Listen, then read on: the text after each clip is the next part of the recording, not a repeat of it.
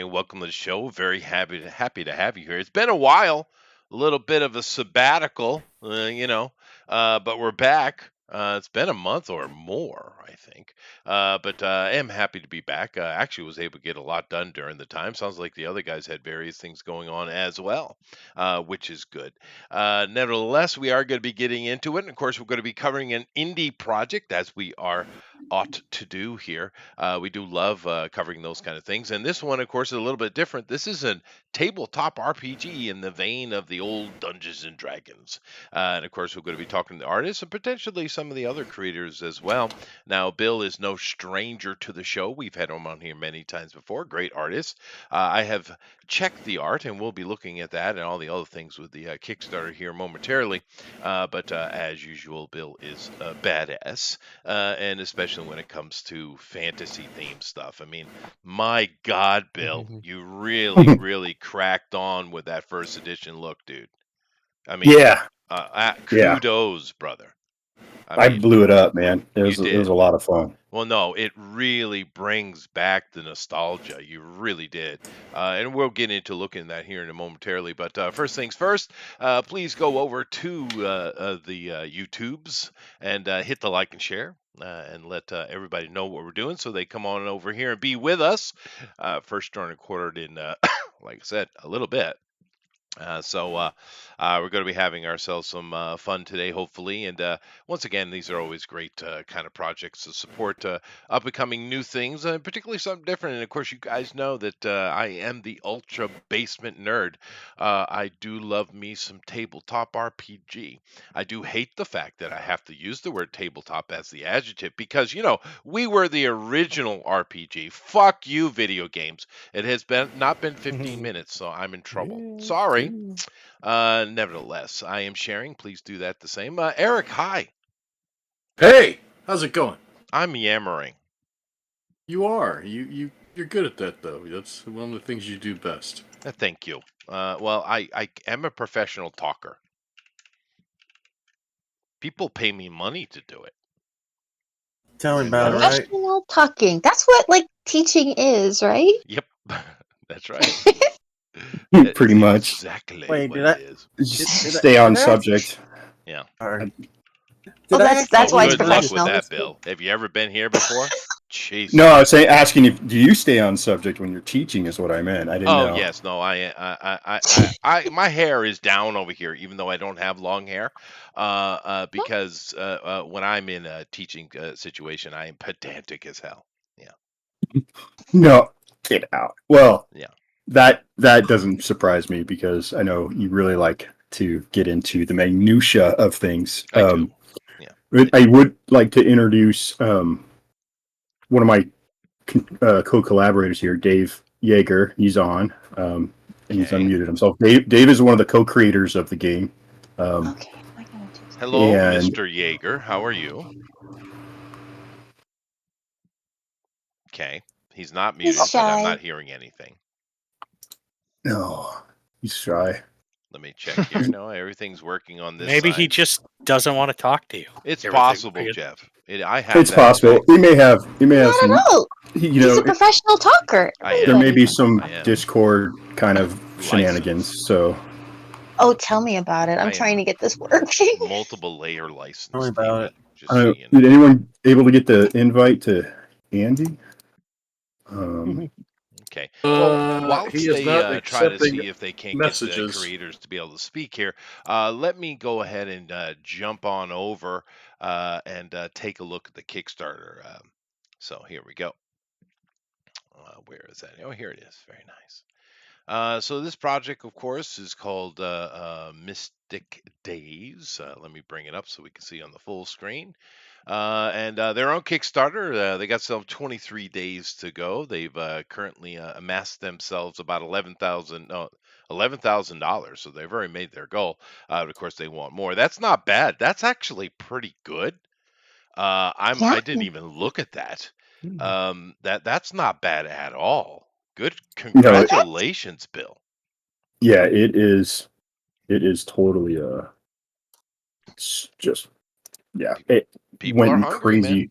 It went crazy on Wednesday. We we had some great promotion. Andy he's really modest, but he's and he won't tell you, but the guy's just really savvy. Well, that's good. He knows, yeah, and he got some great. We got an ad basically at an opening of Dungeon Craft on Wednesday, Professor Dungeon Masters. Oh, nice. Yeah, there you go. And we just went boom from there. It was going. It was ticking along and doing okay, and then it just exploded. So. No, that's cool, dude. Good to hear. You got plenty of time to make more money, double or even triple that. And of course, people are hungry for fun role-playing games because the big companies don't give us the amount of quantity we used to get, right? I mean, we used to be able to buy something every quarter or even at worst case, biannually. These days, they think they're helping us and they put out hardly any books. And the books we get from certain unnamed companies are woke as shit. We like to, we're collectors, man. And people are hungry for this stuff. So it makes sense, actually. But what I want everyone to focus their peepers on is this cover, which I'm assuming is by The Bill. Let me see. I'm looking at get YouTube It's on. the cover. Mystic Days Caldwell Edition, Lethal High Fantasy RPG. That's you. These are Clyde Caldwell. Oh, these are Caldwell. I see. Yeah. Okay, well, but absolutely sings original edition. As we're coming down here, of course, we got all the information. They're coming out with multiple books, which is good. We got some miniatures in the play. That's nice. So let's see here. Oh, look at that great piece of art right there. I'm assuming this is you right here, right? William Hart. Yeah, that's me. So that's you. Once again, very, very classic. It reminds me of a little bit more than D&D. What was that other one? Tunnels and Trolls?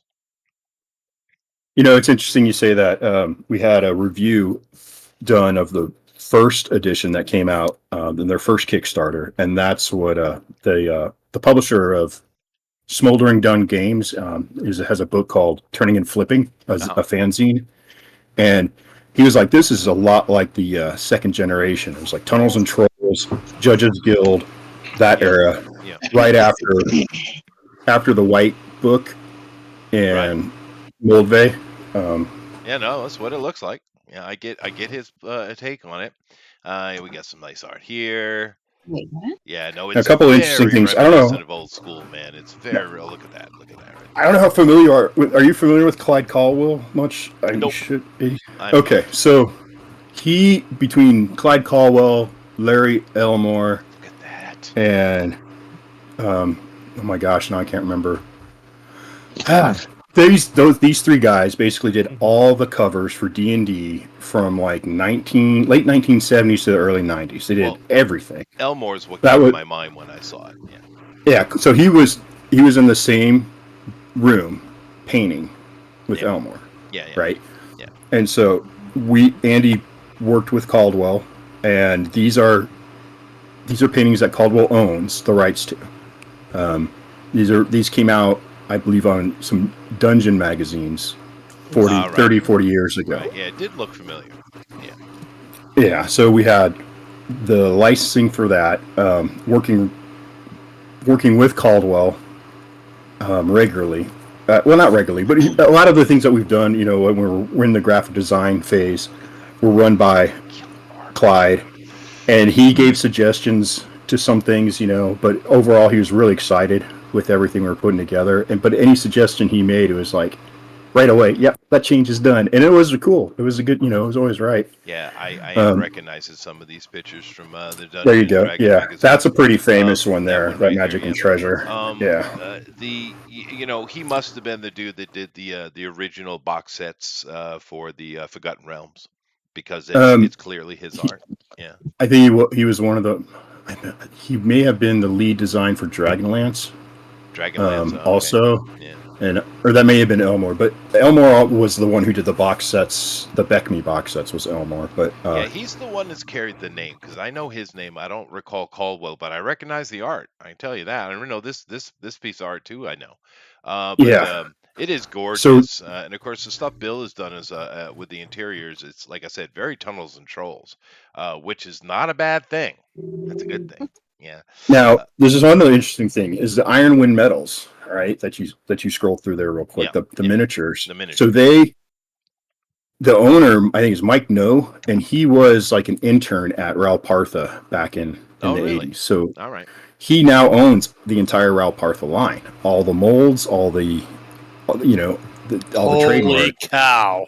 That's a lot, And dude. so Yeah. yeah, and we're now working with him. So the blister packs that are available in here are going to be cheaper than you can get them from his store during this Kickstarter. Right? So we've Right. totally got this deal with Ralpartha. Second thing about the Ralpartha thing is we're going to put in stretch goals for that artwork of mine that you saw to make miniatures for the Oh, unique dude. monsters and Oh, races my for this freaking game. bursting, dude. It is pretty cool. Yeah, it is. Yeah. Cool. I know you, dude. That you are. Yeah. That is right up your alley, dude. And yeah, that's awesome. Yeah. Yeah, Chester's gonna need a cold shower after I this. will. I will. But this is deep nerd talk going on here, and I understand that most of the people here don't know what the hell we're talking about.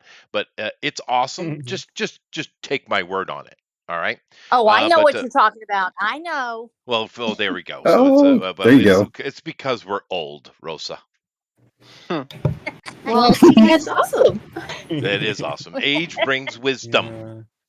That's And right. And wrinkles. wisdom says that old school, best school, old Gray school hairs. rules. I have now a total of 7 gray hairs upon the center of my chest, Rosa.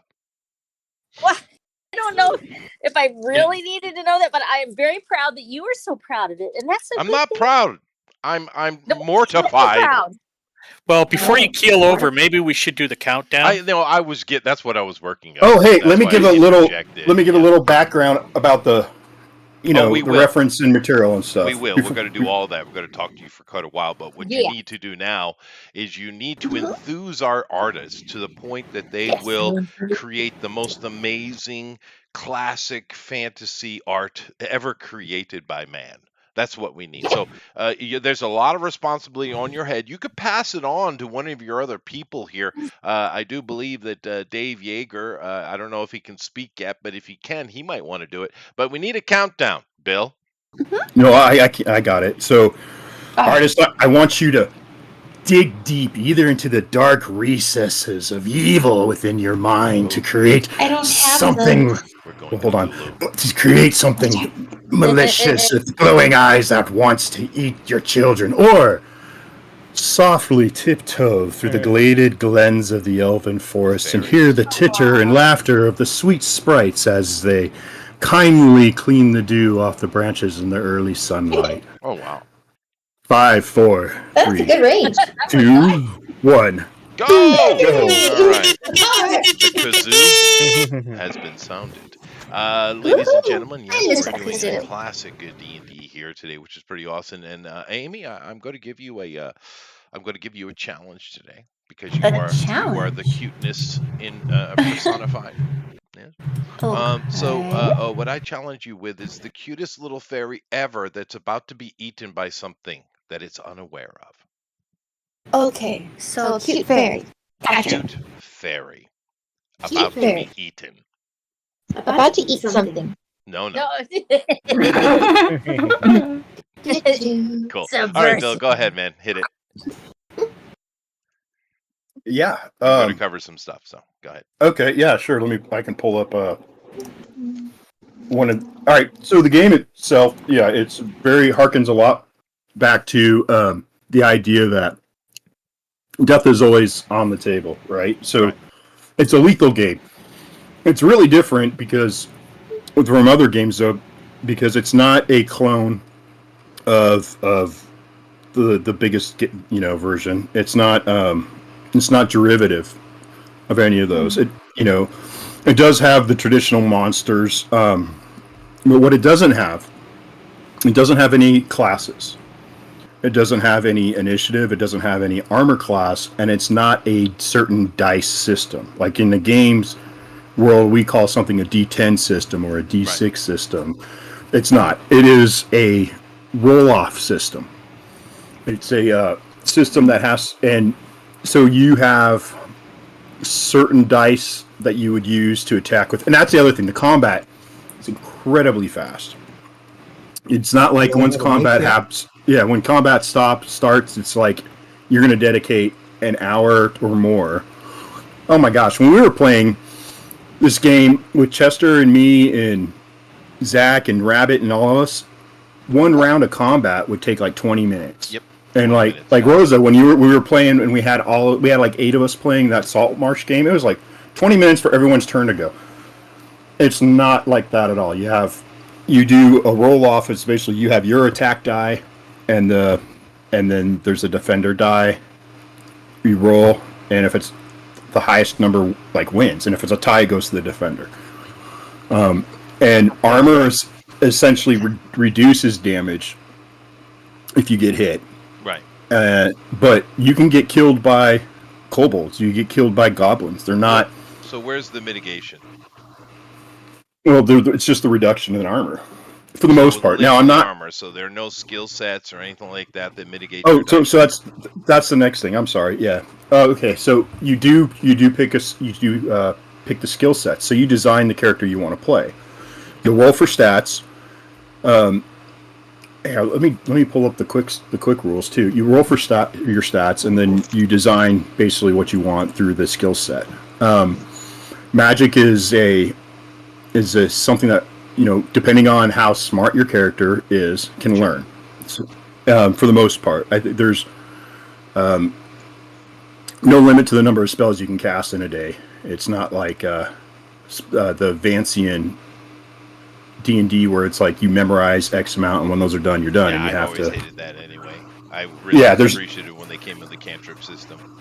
Yeah, there's no limit. It's just it's a risk and reward, right? Because there's spell failure, and spells can basically, there's a wild magic sort of sense is really how it is. So spells can go off and be more powerful. Spells can be deadly. So that's not completely unique, but it helps to kind of really enforce the idea that the game is a different pace completely.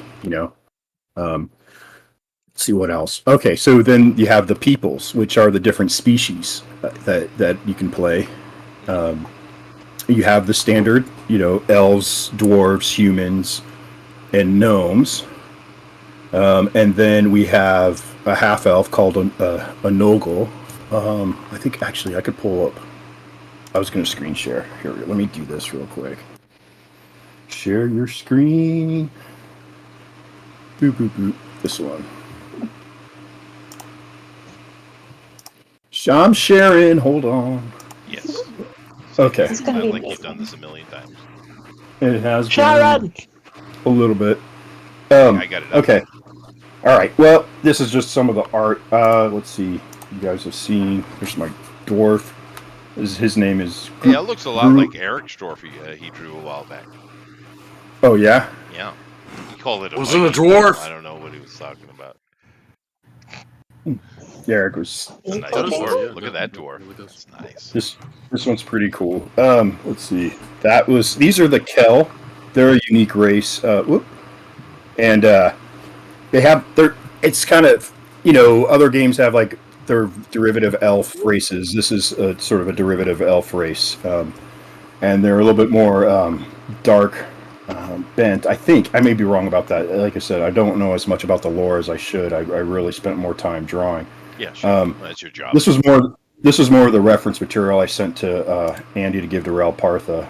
I believe you got the other creators in They there are too. I in think here, yeah, Andy, just- Andy's Are they in here here now? now. I think he's Pop. muted, but he's here. Yes. Okay. Cool. If you guys unmute and speak up, you can jump right in anytime. That's so. Let's see. The unique races I did was the Dwelf. So that is an elf and dwarf, and Last. I love it. Yeah.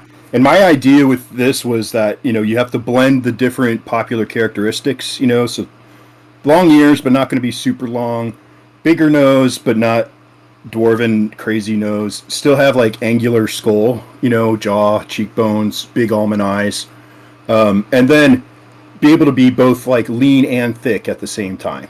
Right. Well, So that's a nice challenge. Well, I mean, D&D dealt with that with the halflings, right? You had the tall fellows, which are the mix of I think that was the human hybrid, right? And then you had they were all the different ones are basically hybrids of the dwarves, the elves, and the humans, right?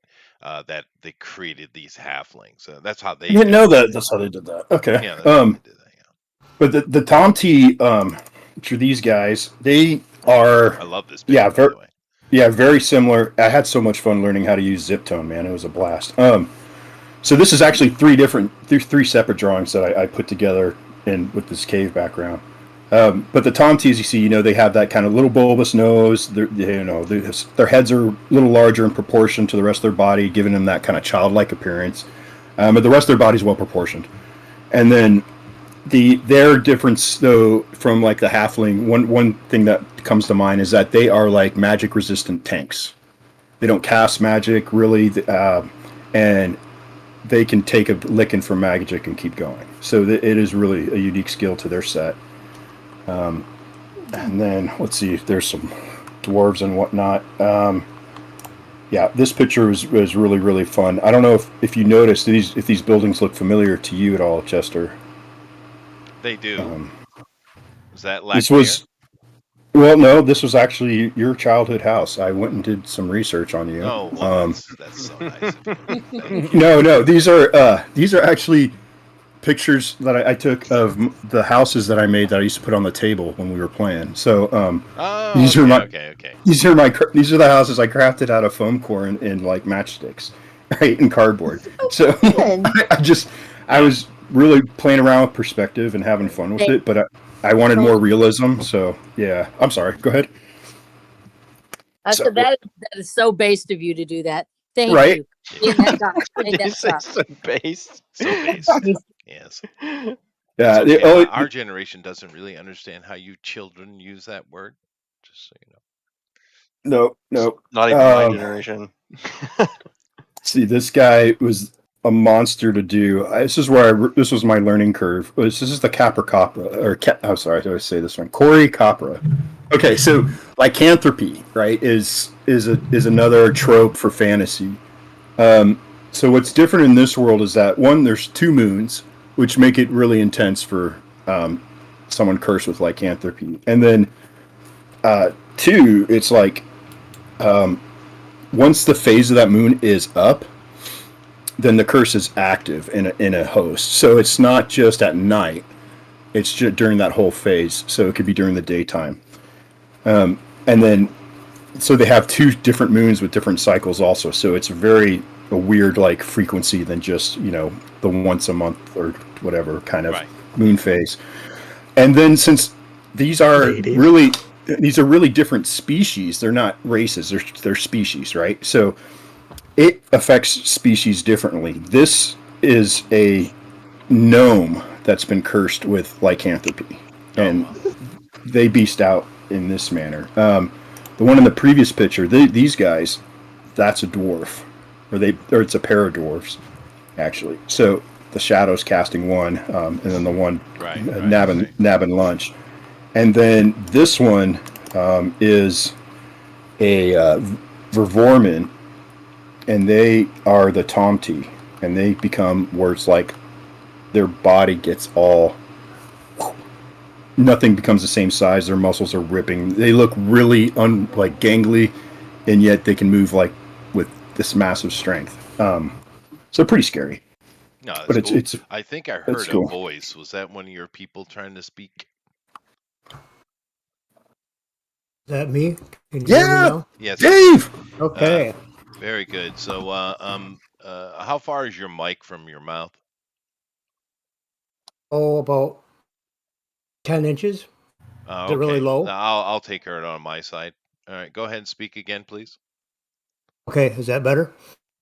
It's a little bit better. Neat. Yeah. No. Well, hello, welcome, Dave. How you doing?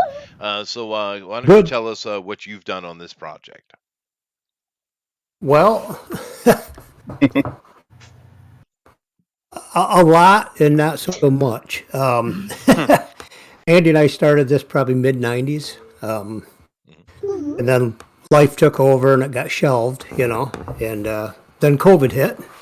Ugh. And I was Ouch. rooting around in my basement, and I found all of her old stuff. So I called Andy and said, "Hey, guess what I found in my basement?" And it kind of made him nervous, but you know, I told him, and we decided with 11 days to curb the spread. Turned into long enough for us to kind of get the rules back together. They look nothing like they did, of course. That's fantastic, though, man. All the stuff that people found and the time they got, there is something when you use your time wisely, you go back and you go, wait a minute, I've got a project. I finally got that. Yeah. When you have that, the world just suddenly isn't so bad because you're able to go, wow, I got time to finally write, or I got time to finally draw. Yeah, I Absolutely. never shut down for COVID at all, so I don't know what's wrong. I didn't either. I was essential. Never paused. But anyway, he's telling his story. Go ahead. Oh, well. Anyway, yeah. And I was just a real big springboard for Andy. He did all the typing. He didn't want to try and mix two different typing people together, so he spent all the time getting all that down on well, not on paper, but on computer now. You gotta excuse me, I'm old enough to remember when Keith Richards was young, So it's okay. You and I are probably about the same age.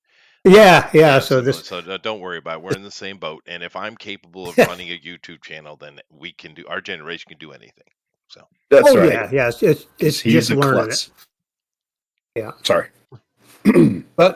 But anyway, yeah, it was just back and forth. Our biggest thing was trying to get rid of that ponderous battle. The 2 hours in battle for basically 5 rounds. What amounts to maybe 5 minutes of actual game time. Yeah. And that was one of our biggest goals, and I think we really nailed that. And then we wanted to open Magic up. We wanted to sandbox as best we could. So you're wide open on your character. There's no classes that you're shoeboxed into just being able to do certain things. You pick what you want your character to do, and you only get good at what you use. So, just like Magic, you're not going to cast a lightning bolt 100 times and then be good at a fireball because it's a different spell. I usually homebrew that into the system no matter what. Yeah. Anyway. Yeah. No, that's. And good then to with hear. Magic, you can fail your casting, and if you fail your casting, something bad happens. We do a 2-part. You have to first harness the energy, and then you got to channel it into the spell. And if you mess up on that channel part of it, you got to roll on a table, and most of the stuff isn't real nice. There's a few things. One thing's good. One thing, there's only one roll that it will fizzle right out. So you've got what would it be? 1 in 7 chance. That'd be about a 15% chance somewhere in there of just having your spell fizzle out. Besides that, something's going to happen. Right. So we had a lot of fun with that. And then we got the rules done, the first ones, and this Kickstarter is, we're not doing a lot with the rules. The rules are pretty set. We're polishing some up. We're adding a few. The mechanics won't change a bit. But with Bill, we're getting some art now, finally, some good art. And then partnered up with another guy out of Florida, Ron Christopher, and we're about doubling our creatures. If you go and get that quick start off our website, that's free. 3 of the creatures in there are actually Ron's. Oh, cool. There you go. So- Art is always an important thing for creating an RPG, isn't it? Why don't you run me through a round and explain to me how it goes? All right. Say I got my fighter.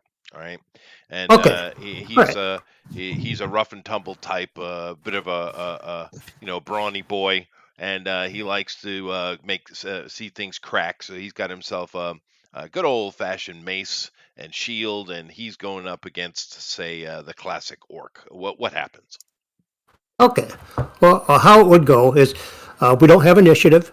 What I would do as the game master, we call him the adventure guide, but I would explain the situation. You come out of the cavern, or you come out of a passageway into a large cavern, and you see an orc 30 foot away and he sees you about the same time and he turns to you and he starts coming at you. What are you going to do? I am going That's what I would ask you. What are you going to do? I'm going to put my shield up and I'm going to ready my mace to crush him. I was going to say I'd run the other way screaming like a little girl. Well, that's you. Me too. You're not a seasoned professional. I see you are the wizard. Yes. Wait a minute. Are these So- African American orcs or just regular orcs? No, what a weird thing that was. But anyway, okay, so I got Oh, I man, my yeah. shield, got my mace ready. I'm ready to engage in combat. What happens? Okay, so what happens is you have a few choices, and you would know this going into it. You can either defend, and that would be raising your shield, or you can attack, or you can just take a defensive stance. If you're not sure what they're doing, you can just kind of back off a little bit and see what's up, or you can flee. Those are kind of or you can grapple.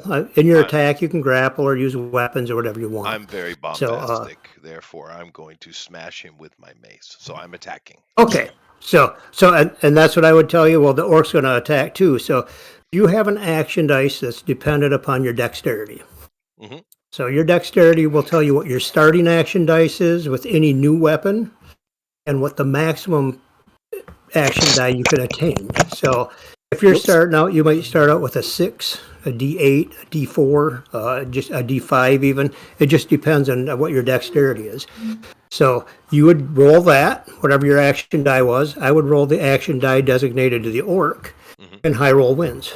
That means whoever got the highest roll succeeded in what they were trying, and the person with the low roll failed. You know, he didn't, in game terms, he wouldn't have seen what was coming, and he just failed his defense or failed his attack. So Do I have any then the orc would roll modifiers? for damage.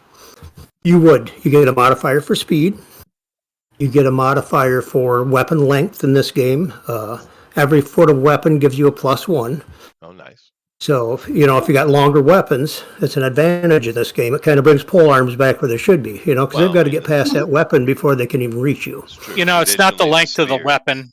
It's not the length of the weapon. It's how you use it. Oh, Says That's- says the wizard who ran Right, away. right. The wizard who runs away. But no, Yep. traditionally the spear is the most common weapon throughout history, right? Right, yeah. I mean, the Romans used it for hundreds of years. There was a reason they did. It's And, not running away. It's strategic retreat. Right. And in this game also, speed will almost play a better role than strength in battle. Because we also use an action economy depending on your speed. Have you So, ever depending on your speed- involved yourself with the SCA? SCA. No, okay, fine. No, because Nope, I used have to- not. I used to do a lot of fencing and sword fighting when I was younger. And, Oh, did you? Yeah. And one thing because I am a big brawly, burly guy myself. And right? breakdancing. Don't forget And the breakdancing. Yep. Let's not forget that. But one thing I learned very quickly is speed kills. Yes, Speed is yes. everything. Yeah. Yeah, I mean, if little Tom T or little Just have to. gnome even, I mean, if you can jab some guy 4 times with a spear versus his one big swing with a sword, which he might miss you never know, you can do a lot more damage. So speed's important. And so you will have an action economy depending on your weapon and your speed score. The longer weapons, of course, are a slower weapon. The smaller weapons are quicker, so they don't take as many actions per round. So you've got an action economy you've got to pay attention to, because if you run out of actions and your opponent still has them, that could be bad. How do you deal with Speed hit. mastercrafted weapons and magical weapons? For magical weapons, and what was the other one? Mastercrafted weapons. Make better quality. Oh, we can. Yes. Yep. And they can use it. And what that will do is more damage, or I guess you could craft a sword that's a little faster. It would be a little lighter considered, so it would be faster. We've opened up magic and magic enchantments to pretty much anything you can think of that the game master will allow, because the failure in magic, you have to really want it if you want to take the chance. I don't mean that badly, but that's really how we limited magic. I see. I It get can that. be really dangerous. So, you're not going to pop up a spell to light a fire, because if it goes wrong, you could start, one of your characters on fire. Who knows? So we've opened it up to where you can try anything, but you got to sit back and decide, do you want to try it? Is it a situation that you need to try that really, or could you do it some other way? Well, But seeing as, and by the way, everybody, go over, and of course, Jeff, of course, has put the link in. You can go check out on Kickstarter, Mystic Days. Go check out the website. Hopefully, you guys are drawing along as usual. Just go over there and get some referencing from the amazing Cadwell arts and Bill's art, and throw something together and put it over there, either in the Discord or go over to Twitter at #DNQFE. Once again, #DNQFE, and we'll take a look at that at the end of the show. Now,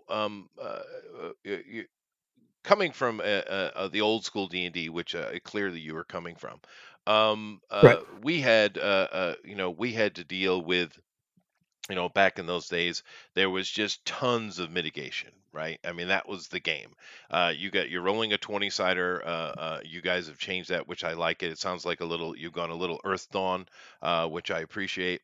But with D&D, for instance, in the D20, there was just mitigation out the wazoo, right? All kind of things that can help you to make your roll, to lower the luck of the roll, right? It sounds to me like you don't have as much mitigation. Was that intentional, or what was your purpose behind that? It kind of was. I mean, like I said, there's a lot of stuff you can do. You can take special skills that'll help you on with a bow. It'll help you with your sword skills. Sure. Proficiency will help you out. You can create magic swords to give you pluses. We haven't opened it up for us anyway, and like I say, it kind of depends on your game master. We want more strategy. That was one of the goals here too. You're never going to have a character that's got strong enough armor and a strong enough weapon that he's going to just walk into a group of goblins and sideslap them with a sword and never get hurt. At any time, he can be taken out. Yeah, no, I like that. I like the Yeah. danger aspect of it. Yeah, that's cool. So, sounds like you do have some mitigation. Do we have any kind of like Yes. special maneuvers, like say the feats or that kind of stuff? We've got a regular grappling table if you just want to do grappling, fisticuffs and grappling. And then if you want to take the martial arts special skill, that really opens up a lot of things you can do in hand-to-hand. It doesn't so much help you with the sword. I see. But then, like I said, we do have proficiency for weapons. We have proficiency for bows. You can that'll give you some pluses. Well, that's good. Now, of course, we've been talking about combat mainly. Let's shift over to skills and just the day-to-day life. Sounds like you have a crafting system, which I appreciate. I don't know why certain games have gone away from such things, which used to be the bread and butter back in the day, right? We always trying to build strongholds or craft items or, create businesses, just all the kind of things you would do. Right. Because it's not like Yeah. you're in the dungeon every freaking day, right? But do you have skills that allow us to live outside of combat? Yes, yep. We have. Let me just open the book and I'll There's like look at it real quick. But we have skills. skills for armor, for weapons, for alchemy, herbalism. Nice. Just get a list here. So in the combat skills, you have archery, blind fighting, martial arts, weapon throwing. And you've got in the non-combat, what we call a non-combat skill, you've got acrobatics, alchemy, alertness, ancient and current history, animal training, appraisal, armor smith, Boyer Fletcher, building traps and snares. Oh, nice. I like it. Climbing, cryptography. Yeah, we've got quite a bit in there. Yeah, I like Like I that. said, we don't appreciate have character classes, so we've got enough in there that if you want to be a thief, would probably want to take picking locks, finding traps, finding disarming traps, moving silently. No, I understand why class is dominated for so many decades. I do understand that. A lot of games have gone away from it now, and honestly, it's where it should be. I think because, honestly, we've had all kind of Gandalf, for instance, in the classic Tolkien Lord of the Rings. I mean, yeah, he used magic, but he also was in there swinging swords and stuff, right? Right, In the classical games we have, a wizard isn't going to do that. They're going to take the Jeff tactic, right? So but that shouldn't be that way. You should be able to make whatever you want to make. Right. Yeah, Right. I agree.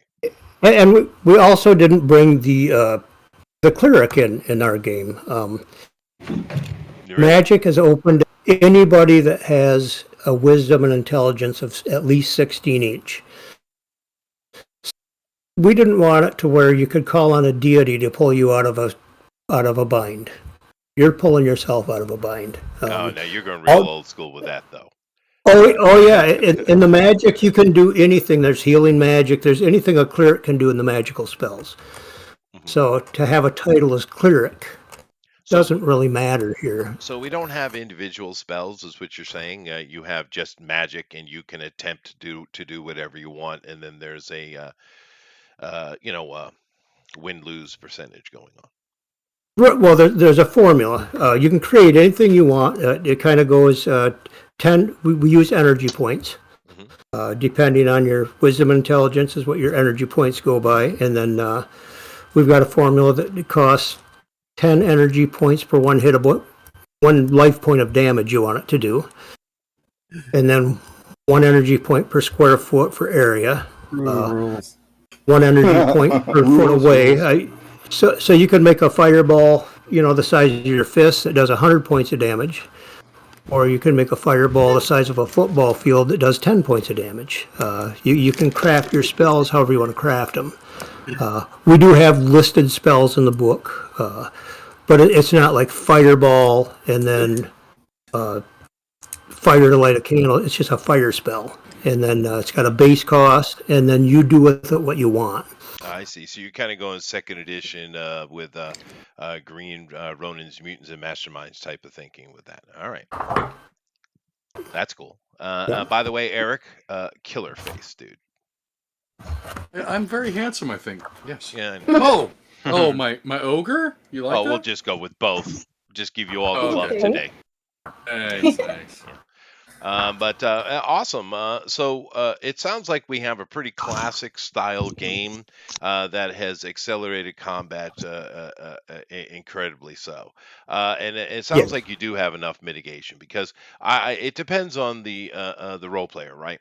One of the things that has happened with role playing, and I actually like it. I know some of the old school people complain about it, but we've had certain people that what's his name, Mike Mercer. With Critical Matt Role. Mercer. Matt Mercer. Yep. Yeah, Matt Mercer. Now that fella is a very progressive individual, and Yes. not normally the person I would sit down and play a game with at the table. However, that guy and and some of the other more theater types have drawn in a lot of players into tabletop role playing, and a lot of their Yes, they have. systems have hardly any kind of rolling or combat at all in it, and that's fine. But they've expanded our hobby to incredible size, and I love that fact. And the old school guys, though, if you don't have enough mitigation, they will get angsty. Right, but it sounds like Well- you do have that. So awesome. I think we have more than enough, and it's like anything. I mean, even in 1E and 2E, you use what you wanted. Yeah. You homebrewed stuff that you didn't like, and that's just Yeah, always. that's part of the fun of the game, actually. It is, yeah. Well, one of the problems with the new generation of people that are in charge of WotC they've been doing this since that 4th edition nonsense, where they want everyone's character to be exactly equal in every way, and they've lost the magic of asymmetrical gameplay. right? Which we had back in the day. You don't have to be equal. I mean, in the end, in the beginning, a wizard's certainly weaker, but by the end, you're not even in the same league, right? And that's okay. Right. And I really irritates me the way all these games have to make everything perfectly equal.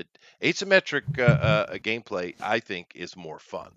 And so there's my It gives you a chance to work through your weaknesses, which It is that's does. part of the fun is trying to work around issues that you have because you can't do something.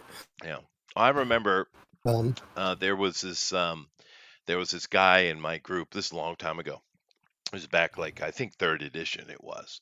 Oh, not that guy. Yeah, that guy. But he was the kind of Remember guy him. that would always say, "Oh, I rolled my character before at home. I rolled it. Of course, there's 3 18s in there, right?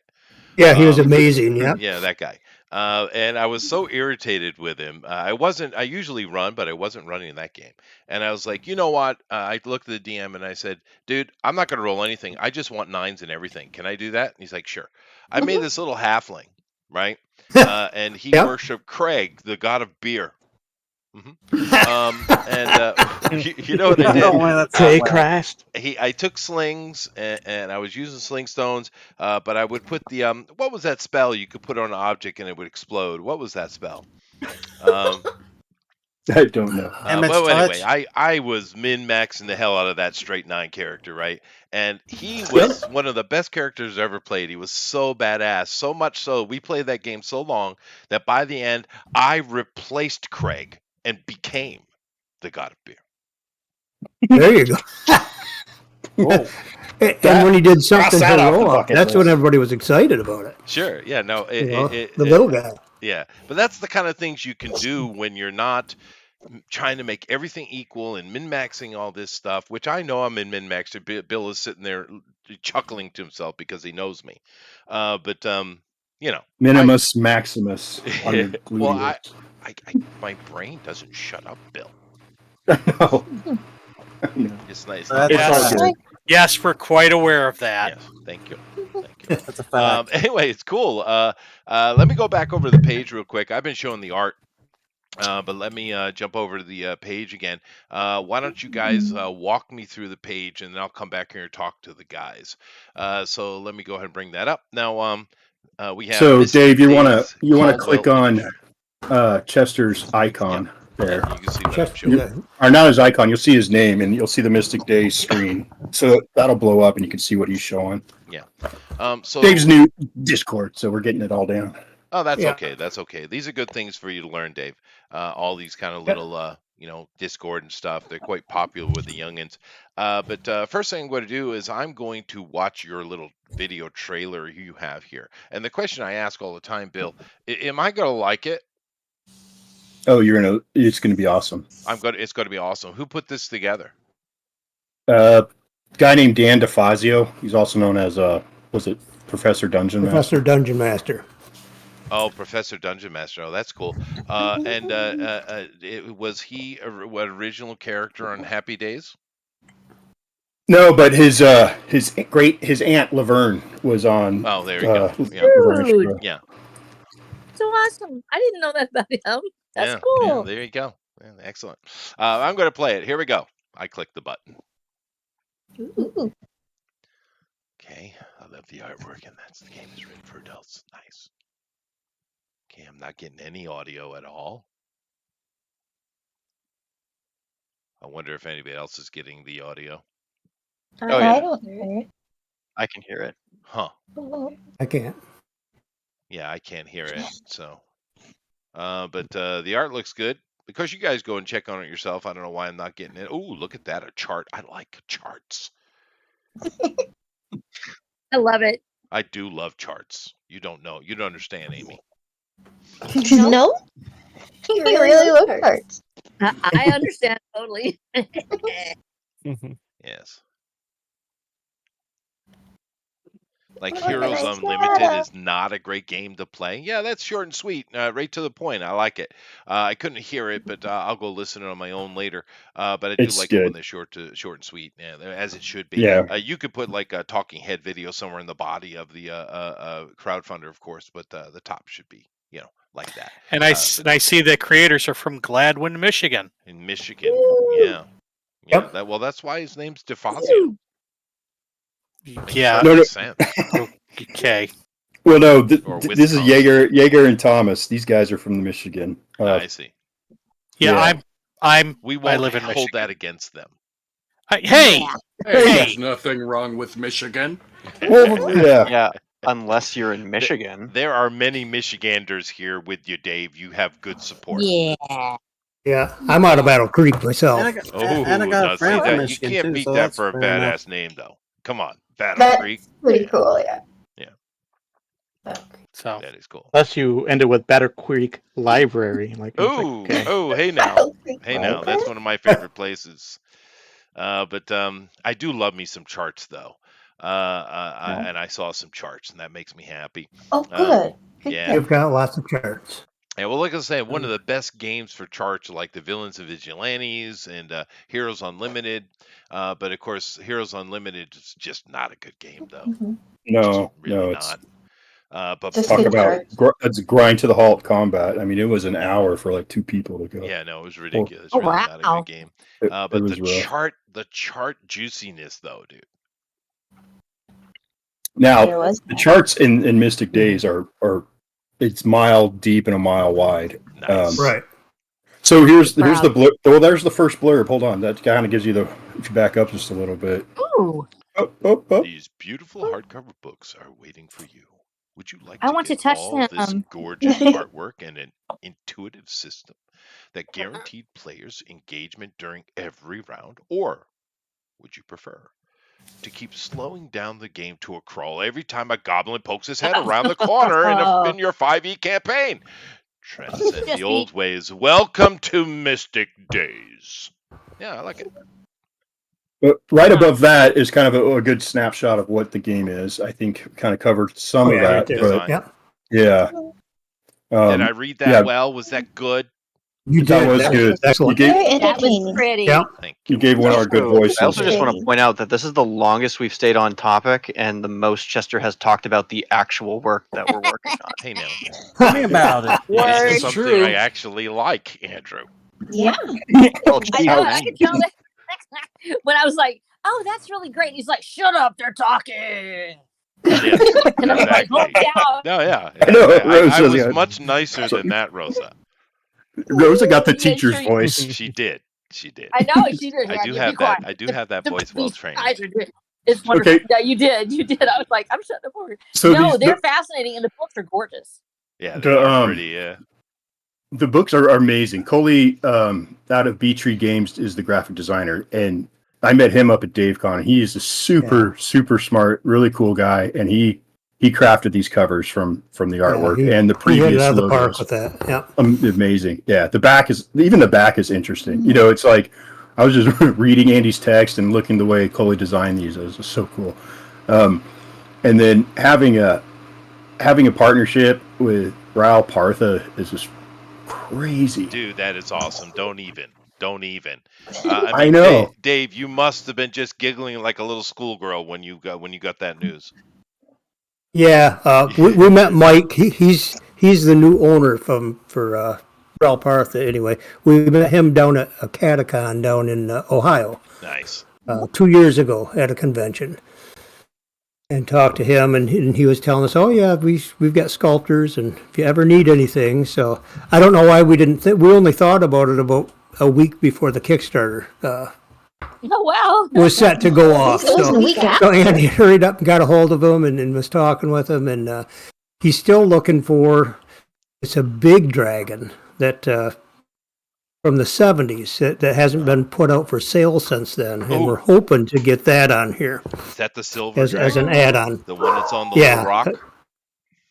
I can't remember. It was done in the 70s, and then they didn't sell it.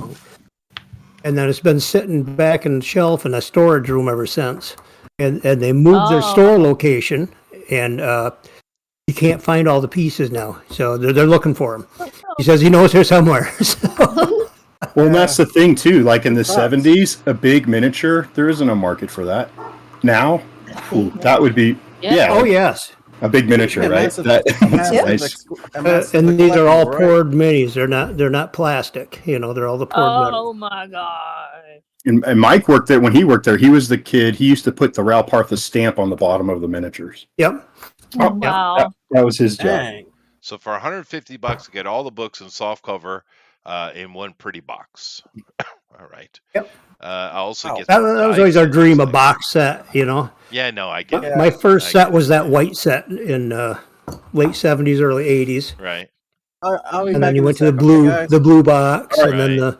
the The Careful. red. red box. Then Oh we yeah. went into the guys that are running. They kept the D&D Basic with Miss Stara. Those two fellows, I can never remember their names, but boy, are they important. For $175, I get everything in hardcover, and I got 4 books here. So lay out what these books are. We got the what do we got? Well, you've got the adventure guide. Which is And the that's DM's got guide, I'm assuming. yeah, that's like the DM's guide. It's got tables for making adventures, making cave systems. You can make your own monsters. So you can make all original monsters if you want. We've got all kinds of tables to roll on, and then it just helps clarify certain things in the player's book a little bit. The player's book, of course, is for the players. It's got all the character classes and all the things you can do to fine tune your character and learn combat. And what used to be the creatures and coins has now got to be split into 2 books because of all the content we're getting from Ron with his monsters and magic. Yeah, we'll have to bring up Ron here in a minute. His stuff is Yeah, we're going to convert his monsters over, and that's going to about double what we have. We're going to have about 400 monsters now. Oh, And quite a bit more magic. So we had to split them into 2 books. And we kind of wanted to anyway because, you know, if you're never going to be a game master, you should never buy the monster book. The monsters should all be a surprise to you. You know, that keeps the fun on the table. You go to these games where people have the monster manual in D&D memorized. So they see a monster and, there's no mystery there anymore. right. Yeah. So we've kind of split it up to where the monsters are all on their own, Monster Mayhem, and that's kind of for the AG guide. And the Monster Mayhem is for the adventure guide only, or should be. You know, you can't stop people from buying them. Right. And then the magic and treasure, and the player's book are something for the players to buy. You know, we kind of thought it'd be nice to have the players own the game a little bit too, instead of the game master having to buy everything. You know? Right. Yeah. No, So- that's true. But they will. We're collectors. Oh, We do yeah. This kind of thing. Oh yeah, exactly. You know what you should do? I don't know if you have the time. You probably don't. But on Tuesdays, I do run Bugbear's Basement on my channel, and I run D&D stuff, and we play all kind of systems. Actually, Bill's, of course, many years we played. Oh together. yeah. And I would love for you to come and do a one shot, dude, with this system On Tuesdays. on Tuesday night. Yeah. Tuesday night. Okay. Yeah, and you actually had people showing up that I lurk and I'll sit there and watch. And it's so much fun to see you guys doing what you're doing. And you have dedicated viewers. They come on I am every week. shocked They're like, how many people watch those videos. Yes. Actually, they're like Okay. 3 hours long, or more than 3 hours long, and the viewership at the time is pretty low. But it's always like 100 people or so are watching. I'm Yes. like, why do you Yeah. why do you do that? I never do that. I run it like a podcast, and it's like I got old time radio while I'm working. You know. Yeah. That's true. Yeah. Yeah. Yeah. But I would love that, I'll be man, back. for you to come on and do a one shot, introduce the game to us, and let us see it in operation. You don't need to know any of the technical stuff. I got all that handled. So all you need to show up is just show up and run an adventure. Like a Oh, one-shot. okay. neat. And that's something I've never done. You know, and I don't know if that's more me or what, but I've never sat and watched somebody play a game. Me either. Me either. But it's shocking how many people do. It is really interesting. Yes. I never Yeah. did it until I saw Chester on his group, and that was actually my first introduction to you, Chester. Was I was lurking on your stream while you were playing D&D, Oh, really? and I was just fascinated with the fact. Yeah, I was just fascinated watching, and you and Bill and everybody was on there, and I was like, "Holy crud!" And that's when y'all went up against Tiamat. And I Oh, was like, so who was running? Was that was Bill running? I think. That was no, me. right. Yeah, yeah. Yeah, and it was great. And that was like, holy crud, it's back. And I had been so long out of the scene that I was like Yeah. amazed that it was out there. Yeah, we were And running it was just, it was so the new nice. 5th edition something dragon thing. We were running. Yeah, that's right. All right. Yeah. Let's Okay. see. Andy's on. Andy, try saying he on now? something. Yeah, he's not muted. He's in there. I'm sorry to interrupt here, but Oh, no. No, you're right. You're the guest. Yeah. he says he's got a ton of emails to get out tonight. But yeah, just try and say, if we get him talking, he'll just keep going. But it's great at explaining Hello, the game. Andy. Hello. Would you like to say something, Andy? To you, Chester. Yeah, that's probably good. Little granny who likes to hip hop, beep bop, rock till you drop, and I make a wicked cup of cocoa. Thank you.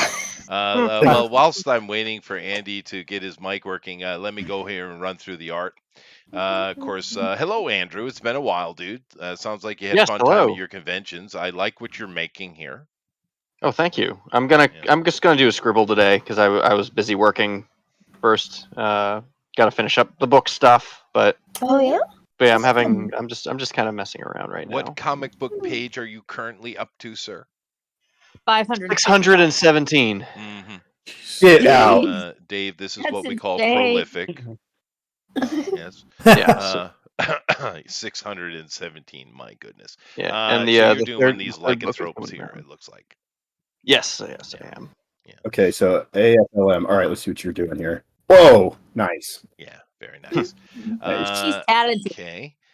So let's move next on to Amy. Now, Amy is, just so you know, Andy and Dave, Amy is our Aw. master of the cute. And Okay. she has fairies that are stealing apples. They are degenerates. Yeah. They're the hooligans, huh? Yes, and we get some detail in there. Old Tinkerbell, she's a Tinker fairy, a pixie, I guess. That's right. Yeah, I love how they finally fleshed that out in her own little animated movies. My daughter watched those. They were actually kind of cute. Aw. Yeah. My daughter loved them too. They were Yeah, they I were mean, fun. It was before there was The Message. Yeah, they're just like little fairy movies, right? So, but this Yeah. looks really good. Let's move over to Bill, who's cheating. Cheater. I am. I'm not cheating. This is my drawing. It's my notebook. I see that. Yeah. Nice little Yeah, gnome see? we got going on here. This is going to be a leprechaun. Oh, a leprechaun. Oh, okay. Those things are yeah. bastards. I love it. Yeah, I have a leprechaun here, and then some roughs for a banshee. Idea. Oh, nice. So I'm playing around with that. So it's a throwdown between a leprechaun and a banshee. Now, And a that's another banshee. question for you, Dave. We don't have classes. Cool. How do races work? We've got 8 species, I guess you'd call it. We've got dwarfs. Uh-huh. We've got dwelfs, Uh-huh. which is crossed between a dwarf and an elf. We have elves. We have noggles, which is our version of the half-elf, but of course they're not half anything, right? Right. Then we have a tomty, and that's a new species. That one's kind of your magic tank. They're very highly magic resistant, so much so that they can't even use most magical items. Oh, sure. That works. The trade-off, yeah. But if you're going someplace where there's magical traps and stuff, you want him on your team. Right. That's true. Yeah. And Hey, then Tomty. of course we have the humans and the gnomes, Mhm. and then we have the Kells. And those are And, elf-like things. Yeah, they're elf-like, pretty good at magic. And all of them have their different tropes. Bill kind of covered a little bit. Like the dwarf, they take half damage. They get a bonus to life points at creation. In Mystic Days, your life points you get at creation is all the life points you're ever going to have. Oh, Shy of a very few things could help your life points out. So, like D&D, you'd raise in level and you raise in life points also. Well, you don't do that in Mystic Days. And then also we've cut the life points into head, neck, arms, legs, and torso. So we don't have critical hits, but we have called shots. So, Right. if you call a leg shot and do enough damage to the leg, you've neutralized your opponent. It's not necessarily all about killing. It's about neutralizing, make them not a threat anymore. No, that makes sense. You certainly adjusted combat. We did play a game very recently that had very low hit points. What game was that we were playing? Just was running it. I think it was Puffin's own creation, and I do like the concept of low hit points. I like that idea. Because then you have to think. It makes you think differently during combat. Now Eric here is doing himself I'll say a troll or an ogre. Ogre. An ogre, yes, the better trolls. And he's having a little bit of problems with the nipplage, but I do love the face and the overall body shape, though. I do, man. That jaw can get huge. This ogre could that jaw can go down to his right between his nipples. And yeah, no, I like definitely. That'd be a sight. Cool. Well, that's what they do. They can detach their jaw and pop in like a gnome or a tomty. Just like. Oh, Shut no, that's cool. That's cool. Yeah. But I like what you're doing a lot, Eric. It's very, very cool. You're on. It's scratchy still, but you're on target. So good. Yeah. Okay, thank you, Chester. You're welcome, Eric. Let's see. Let's move on over here. We got Melissa. She's doing a fairy spider, I think. That sounds pretty cool. Evil things are going to happen. That's all I know. Yeah. Oh goodness. I'm working on the flying spider. Uh-huh. Oh, the flying spider. Yeah, flying spider. Yeah. But I'm kind of right here. They're not supposed to. It's supposed to be kind of on top of the body, not right down the middle of it. Let's give him a torso again, maybe. Torso's good. Oh, yeah, okay. Somewhere on the. There's nothing more terrifying than a flying spider, though. No, they're absolutely horrific, and they're medium and large size creatures. So. wow. And Yeah. by medium, you mean like an inch and a half, and then a large. Well, a human is a medium-sized creature. Oh no. A horse would be large. Yeah. A horse is a large-sized creature. So they are. So they can fly by and pick you up. Yeah. That just gave you the shivers. Isn't it interesting how tabletop games, no matter the system, have codified the size categories? Yeah, you have to. Oh my gosh. And that's nice. But this is going to be great. Good job, Melissa. Terrifying. Yeah, that is. Ron would love that. That's one of Ron's monsters, the flying spider.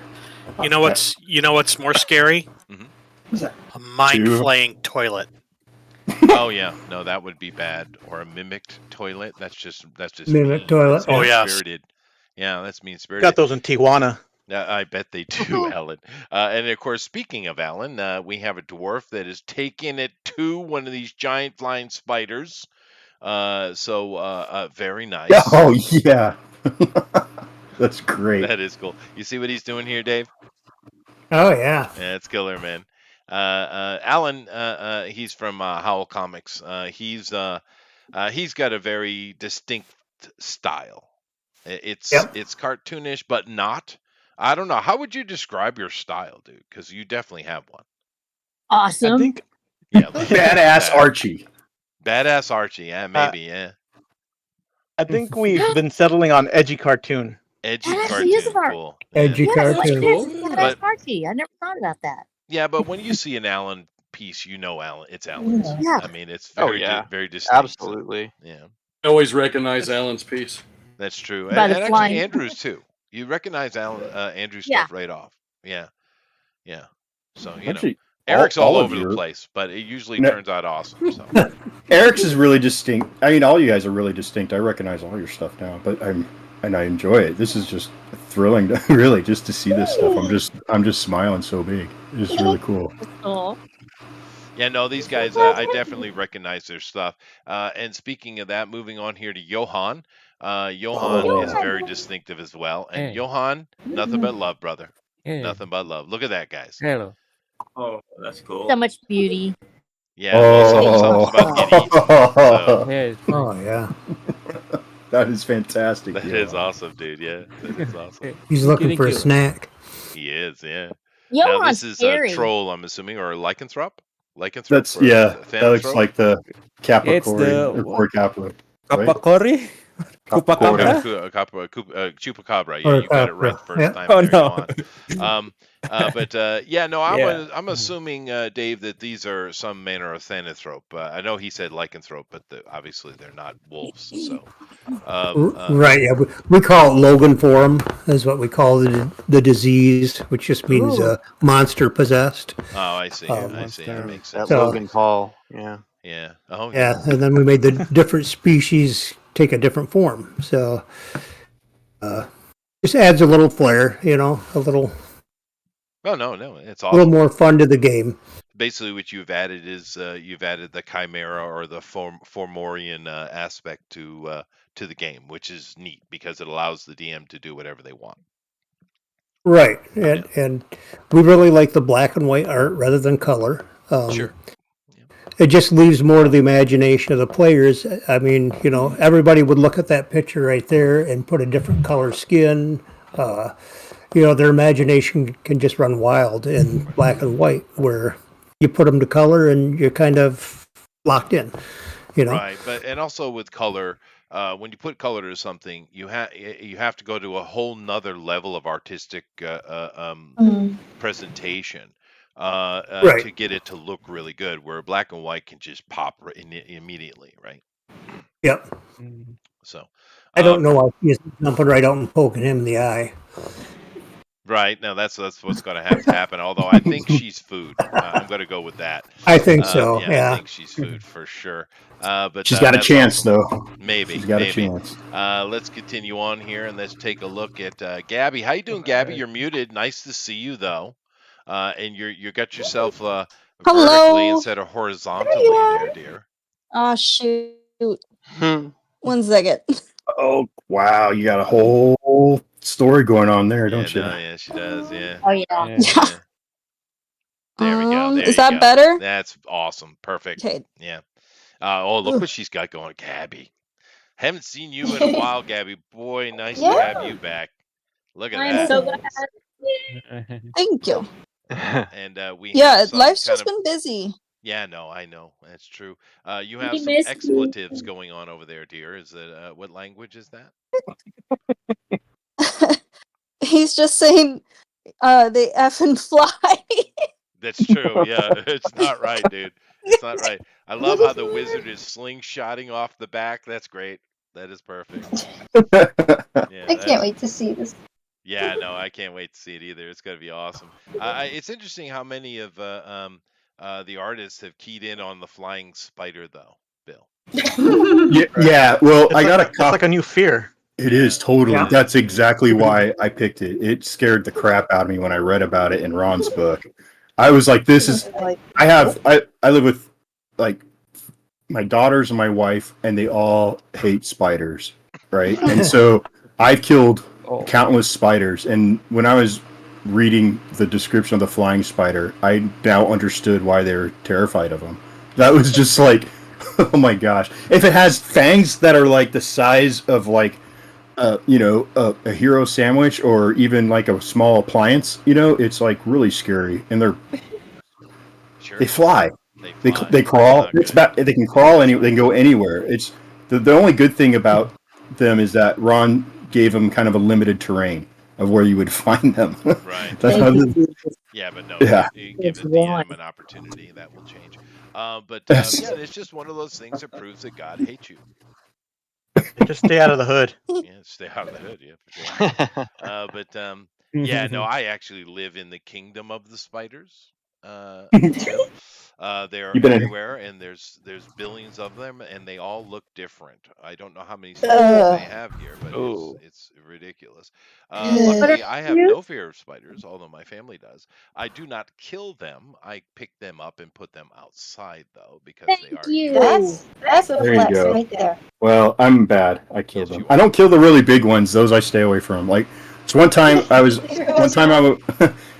in Haiti, and I was up in these mountains in Haiti, and like there was like a little pot to piss in, like that had like a cinder blocks, but it was for the missionaries because we have to have a bathroom, and so I'm going in there, I'm doing number one, right? I'm doing my thing, and then I look up for a second while I'm going, and then there's a spider that is as big as my hand, like. Oh, no. And it's like it's from here to like a little bit longer than my arm's length, right? So I just stare the whole time at it while I try to finish up what I'm doing. I immediately stopped because I was like, oh my gosh, what is that? It's like my body like the muscles just froze, and so it's just like trying to zip up, and I sometimes you have to make sure you don't zip up too fast. And while I looked away I looked away for a split second because otherwise I knew I was going to hurt myself. And then I looked back, spider was gone. Oh no! It was gone. It was on your back. It was. And I bolted out of that place with my shirt pulled down so that I wasn't showing everybody the family jewels because I was like, this is not good. Oh, I pulled my t-shirt down to my knee, like almost to my knees, and was like, there's a spider in there. I've never been really that bothered by them, but I do live in a place they are quite plentiful. Adrian asks, is that why the spiders show up in anime all the time, Chester? Probably. Yes. We have a lot. Could of be, spiders yeah. here, and some of them get quite large. We don't have tarantula types, at least as far as I know. But we do have wolf type spiders. The prowling hunting spiders. Oh yeah, I saw those when I was there. And they're the size of your hand. Yeah, we chased one out of the house. It was pretty fun. Yeah, like I said, I usually just pick them up. They're quite docile actually. Yeah, I know, but I don't have that reaction. So. Well, you're a bouncer though, so I guess you've got a good time. Spider.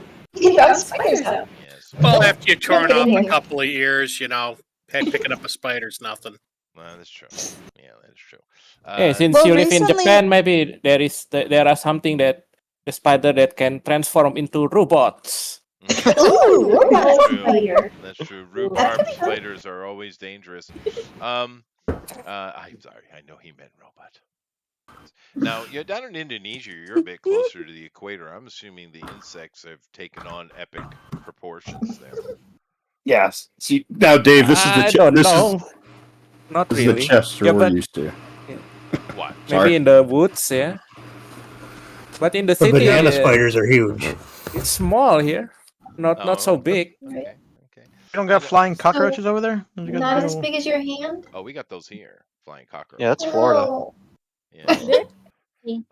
What we have here are very large centipedes. That should also be illegal. Nope. Yeah, I don't mind spiders as much as, but the centipede. I'm not down with that. Well, 20 feet? The thing is, for years, I just, because my family freaks out, so I just go over and pick it up and I chastise them and I put it outside. The thing I never realized about, because where I come from, we have centipedes as well, but they're very small. But the ones here are quite poisonous. Yeah. Oh, I've never been fantastic. bitten. Yeah.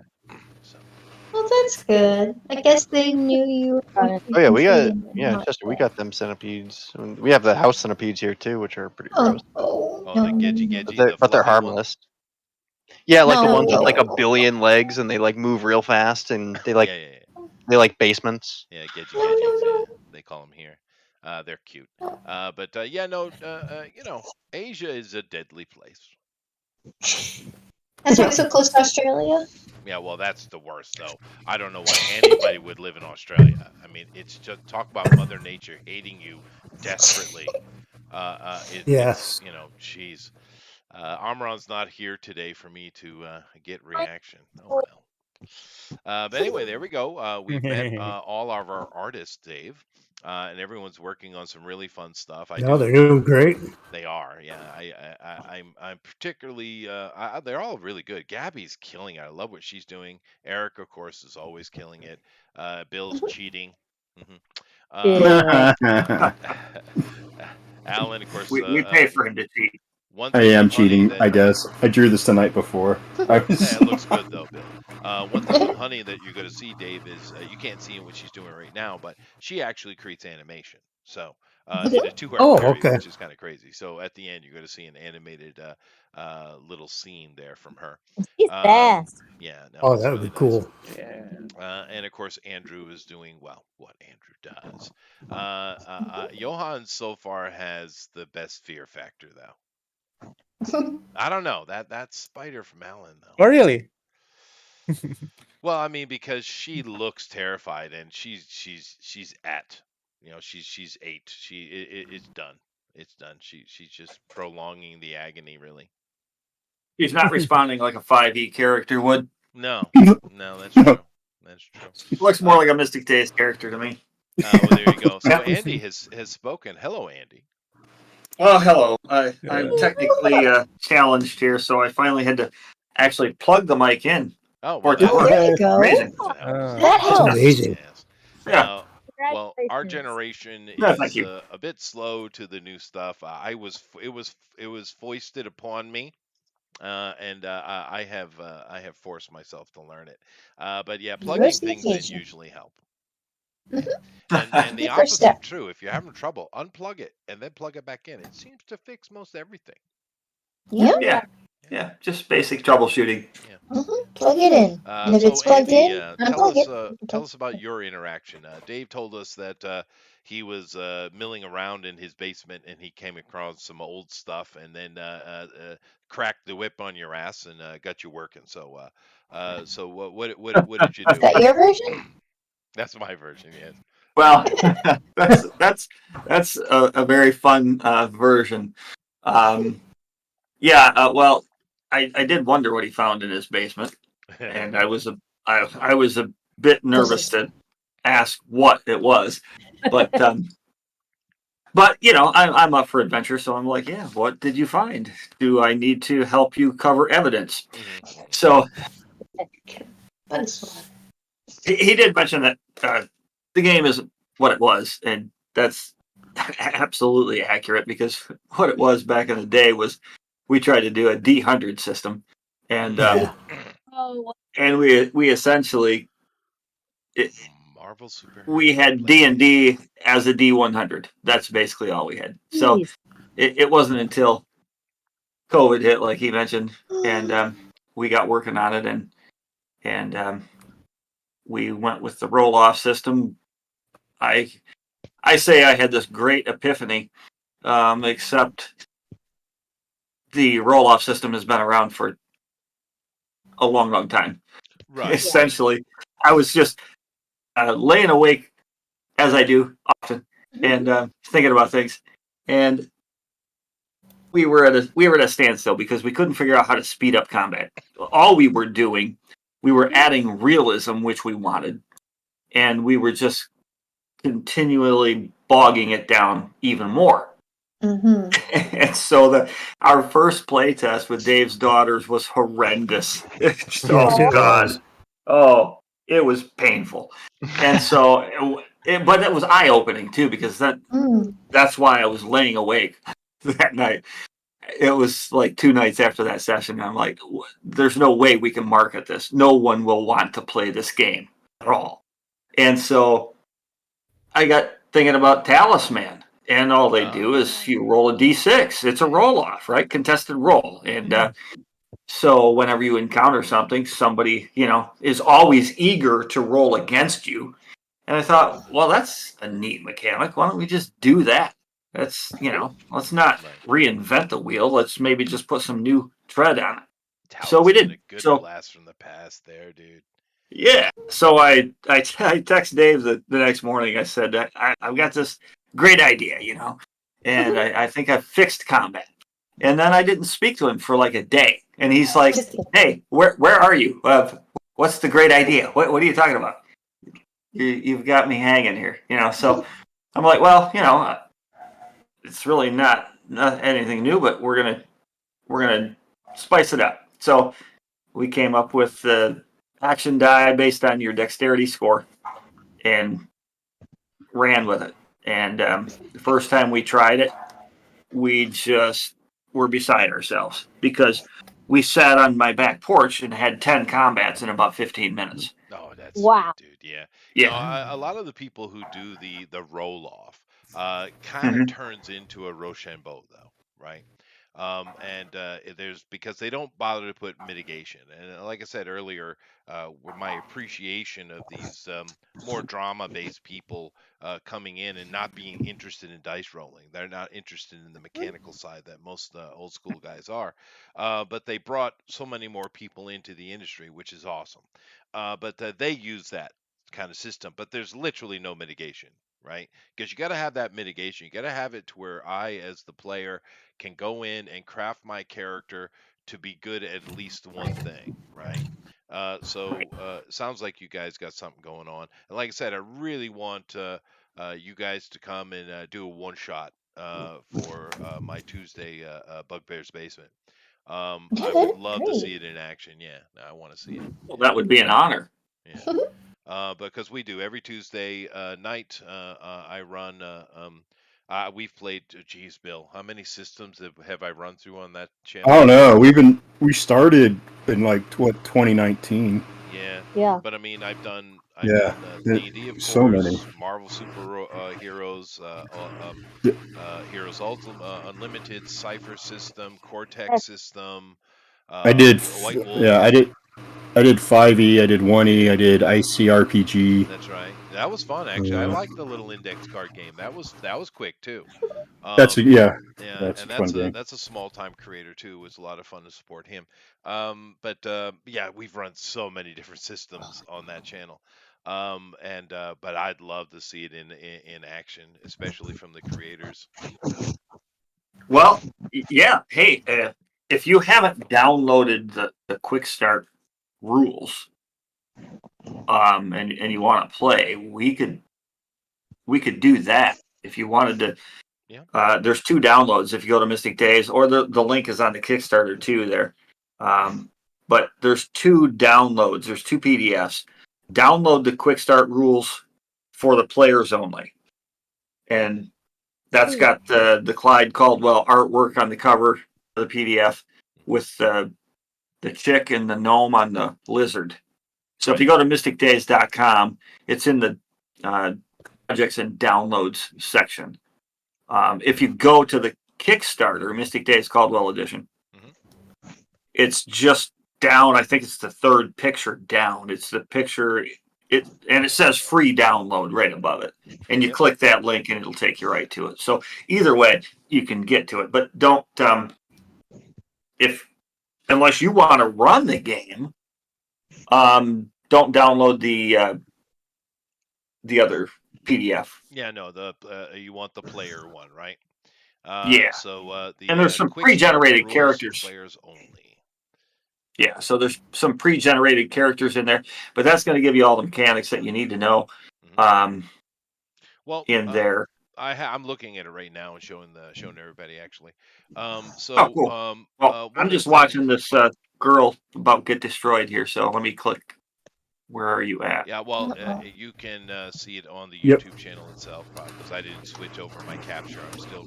Well, no, actually, I am capturing. Well, you can click on all the grids. You can click on anyone's screen and watch them draw, which is fun. You see mine, Chester Busby. You just click on that. You're seeing what I'm showing. But anyway, what I can do. Oh, no, character sheet looks nice and complicated, like I like.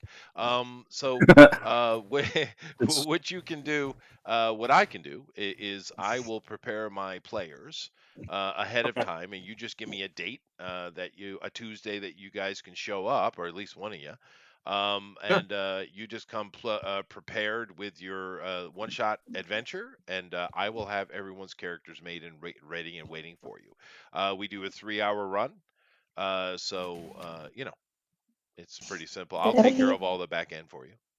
And then what's the start time? We start at 8 p.m. Eastern Standard Time. Okay. We run to 11. Cool. 8 p.m. Eastern Standard. Okay. I don't live anywhere near the Eastern Standard Time zone, but I set it for that to be somewhat neutral. Okay. Yeah. It's literally a day. A day behind. You guys are a day behind me. So sorry, tomorrow there. Yeah, it is. Yeah. Well, where are you at again? I'm in Japan. You're in Give me Japan. California lotto numbers, Chester. I need them. Yeah, right. Oh yeah, right. So, did I hear you mention something about Tuesday, or does it matter what day? Because I'm not sure if I've got Tuesday No, off. I run Tuesdays. That's that. That's today. I'm a university professor, and I don't have free time. The free time I have is actually spent doing these kind of goofy nerd stuff, and it's very heavily scheduled. Hey, I resemble that remark. Yeah. So yeah, unfortunately, I really don't. I can't adjust the time. No, No, that's fine. One of us can do it. I know. Dave doesn't work nights. He's got a day job, and so if I can't do it, Dave can do it. For sure. I would think next Tuesday. Is that what you're saying? Well, we could do it next Tuesday. Sure. No, I can get the. I get right on. Cool. It, get it planned out. Yeah. Okay. Yeah. Let's plan on that. So one of us can do it. We can both watch, right? Of course. Oh, for sure. Yeah. Cool. It's not going to be on this channel. Jeff, could you throw the link up for my channel, please? Well, there's a different Discord. It's the same YouTube, but it's a different Discord channel that you'll jump into for a live stream, and then the game will be live streamed on YouTube. So yes, sweet. Yeah. But we can go into that later. Too. We should see the one thing that we haven't really covered about the system is the crafting aspect of it. The charts, and there's charts on what you can do with the horn of a minotaur, what the magical properties can be like disseminated from it. And I don't know how many items you have on there, if it's 100 or more. There's 100 on that list, but I mean that's just a tip of the iceberg. We'll have more in the next edition, and really it's just a springboard for players' own imaginations to add to it. Because Dave and I can't think of everything, nor would we try. Well, I'm sorry. It would take a little longer. I'm gonna go grab myself a cup of coffee. Jeff and I know I'm Bill, in charge. You guys are in charge. Yeah. I'll be back. Yep. And we'll try Oh, to now get I'm everything by the time you're back. Now I'm sharing power. I've been demoted. Oh, come on, Jeff. It's not like you're disappointed. That's true. You're Kamala Harris. My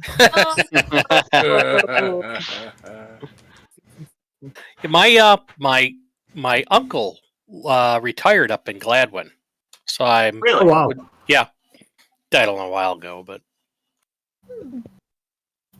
so yeah. Was he a Sugar Springs person? I don't know. I think he went to Alabama for winter, but my mother-in-law lives up in Indian River, so we constantly passing through along I-75. Oh but yeah. I went to the Comic-Con that was in Houghton Lake. I think it was in July. So July 1. So I was up there selling my books. Yes, you were. Yes, I was. So I books wasn't do you far have? from that. I have 2 fantasy books. He's very famous. Very cool. Very And famous. what are the titles? That would be helpful. The Revenant, the Revenant in the Tomb, and the Wizard's Stone. But you can buy them on Amazon. Yeah. Kobo, Buy his book. Barnes and Noble, Apple, anywhere you can buy books. Buy my book. Are these books or the graphic novels or books? Okay. I am love that both or has to be prefaced. Book. yeah, book. The Revenant and the Tomb, and what was the second one? Here, I'll put the links up.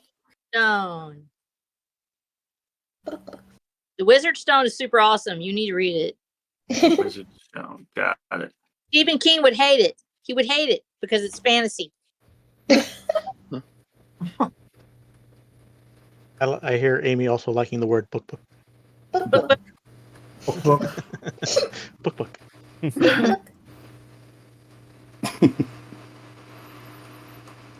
Nothing better than a book.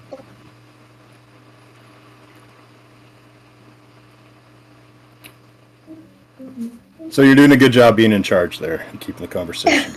Yeah, you are. You're just Sorry. not dead air at all. No. Well, if I do remember, Bill, he did say you were also supposed to share the in charge. Did he? Oh my Yeah. goodness! Yeah. What a hypocrite am I? Hypocrite, I call you, Bill. Oh man. Just Well, froze okay. up like a. Yeah, kind and of a I hear I have clown. to go get these links for these guys, and now I'm Oh, getting that's piled on because Piled on. I'm not keeping the conversation going. Yeah. Okay. Sorry about that. So, Chef will be mad when he anywho, gets like, back. like I was saying, I was telling Mabel the other day. So I met Dave and Andy at Dave Con. Now it's not this Dave's. Con? It's not Dave Con. It's not this Dave's Con. Is a different Might be. Dave. Oh, okay. One day maybe. Andy But it was in Minneapolis, Minnesota. Minnesota. Yeah, we were Close at to where this- I live. Oh yeah. Elkhorn. Oh really? I didn't know that. Yeah, I live thought in you were- Fargo. Okay. No, I've never been up to Minneapolis before. It was nice to go in April. You know, it wasn't Yeah. for sure, but it was Yeah. it was really cool because that's area is like the birthplace of role playing games, and this con featured the grandfathers of the role playing games. You had a gentleman Wow. called David Wesley, and he originated the role playing game. So he took an old, not an old, he took a war game and gave 20 different guys 20 different roles to play in this war game. And the first role-playing game was born out of his parents' basement. So imagine how pedantic war. I don't know if any of you have ever watched these these like, it's like Strategos, where it's like you're using, there's so many rules, right? It's just really, really involved and really intense. And then everyone, it has a different role in it, so it's no longer, you know, teamwork or teams against teams. It's like you're a spy, you're the paper boy who's also undercover, you're the generalissimo, this guy over here, you drive the jeeps, you know. And they had all these different jobs, and the scenario was something like, it was like a banana republic, and you know, they had the fascists running, and the village wanted to overthrow them, right? I think that was called Bronstein 2 of the Banana Republic. All right, and then and that is a really, really cool guy, really fun to sit down and talk to. But anyway, so I went to this convention because it had people of that caliber and that lineage, and it would have been fun to, you know, play with them and sit at their table. And I got there for the VIP because I was like, I'm gonna make sure I get tickets for this, so I had to pay. I paid for the VIP ticket, but it also worked out. I had a free hotel room because I had a bunch of points from my job, so I was like, I didn't have to buy a room and and do this, but I could drop money on getting tickets. And so I did, and I sit down at this table. I go by myself because none of my friends really like me. So I went to sat down at the table, and even when I got to the table, it was like, well, there's just empty seats right on this side of the table. No one's sitting there. I guess that's where I'm gonna sit. Well, they don't like you because the minute the conversation dies, you jump all over them. It's pretty much a big character flaw that I have. Yes. So I sat down and it got really quiet. Everyone looked at me and I was like, "What? What's the matter? Cat your tongue?" No, but we Andy and Dave were at the table and we were just, you know, having fun talking about stuff. And then I think it was like the next day or the day after, we were had a 1E game run by the aforementioned Rob Ritchie, and he's running this game that was a real camp tongue-in-cheek adventure, and it was really, really fun. It was really funny, and these guys Dave and Andy just knew how to ham it up and have a good time. I mean, everyone at the table was laughing. It was one of the funnest games I've ever sat in. I mean, my side hurt at some of the you know, some of the exploits in that game. So I think the next day they're having an auction. So I see, you know, Dave and Andy, and I go and I sit next down to Dave, and we're just watching the auction, seeing all these cool things go for sale. And you know, Andy bids on something, so I bid it up and look at Dave, and we both smile. And then, you know, Thanks. Now I know. You owe me money. That's really why the guilt. That's why I put in all the extra hours on the art. But we had we had a lot of fun, and I didn't know that Dave was actually like scouting my artwork because I had a little, one of those little 4x4 square note or sketch pads, and I was doodling in. And then so he told Andy. Andy came over and asked to see my sketchbook, and then offered me a gig. And it's been pretty cool. Amazing. Yeah. I didn't go there to pitch anything. I did at the last minute. I threw a bunch of drawings on my tablet, like some files, just in case. Sure.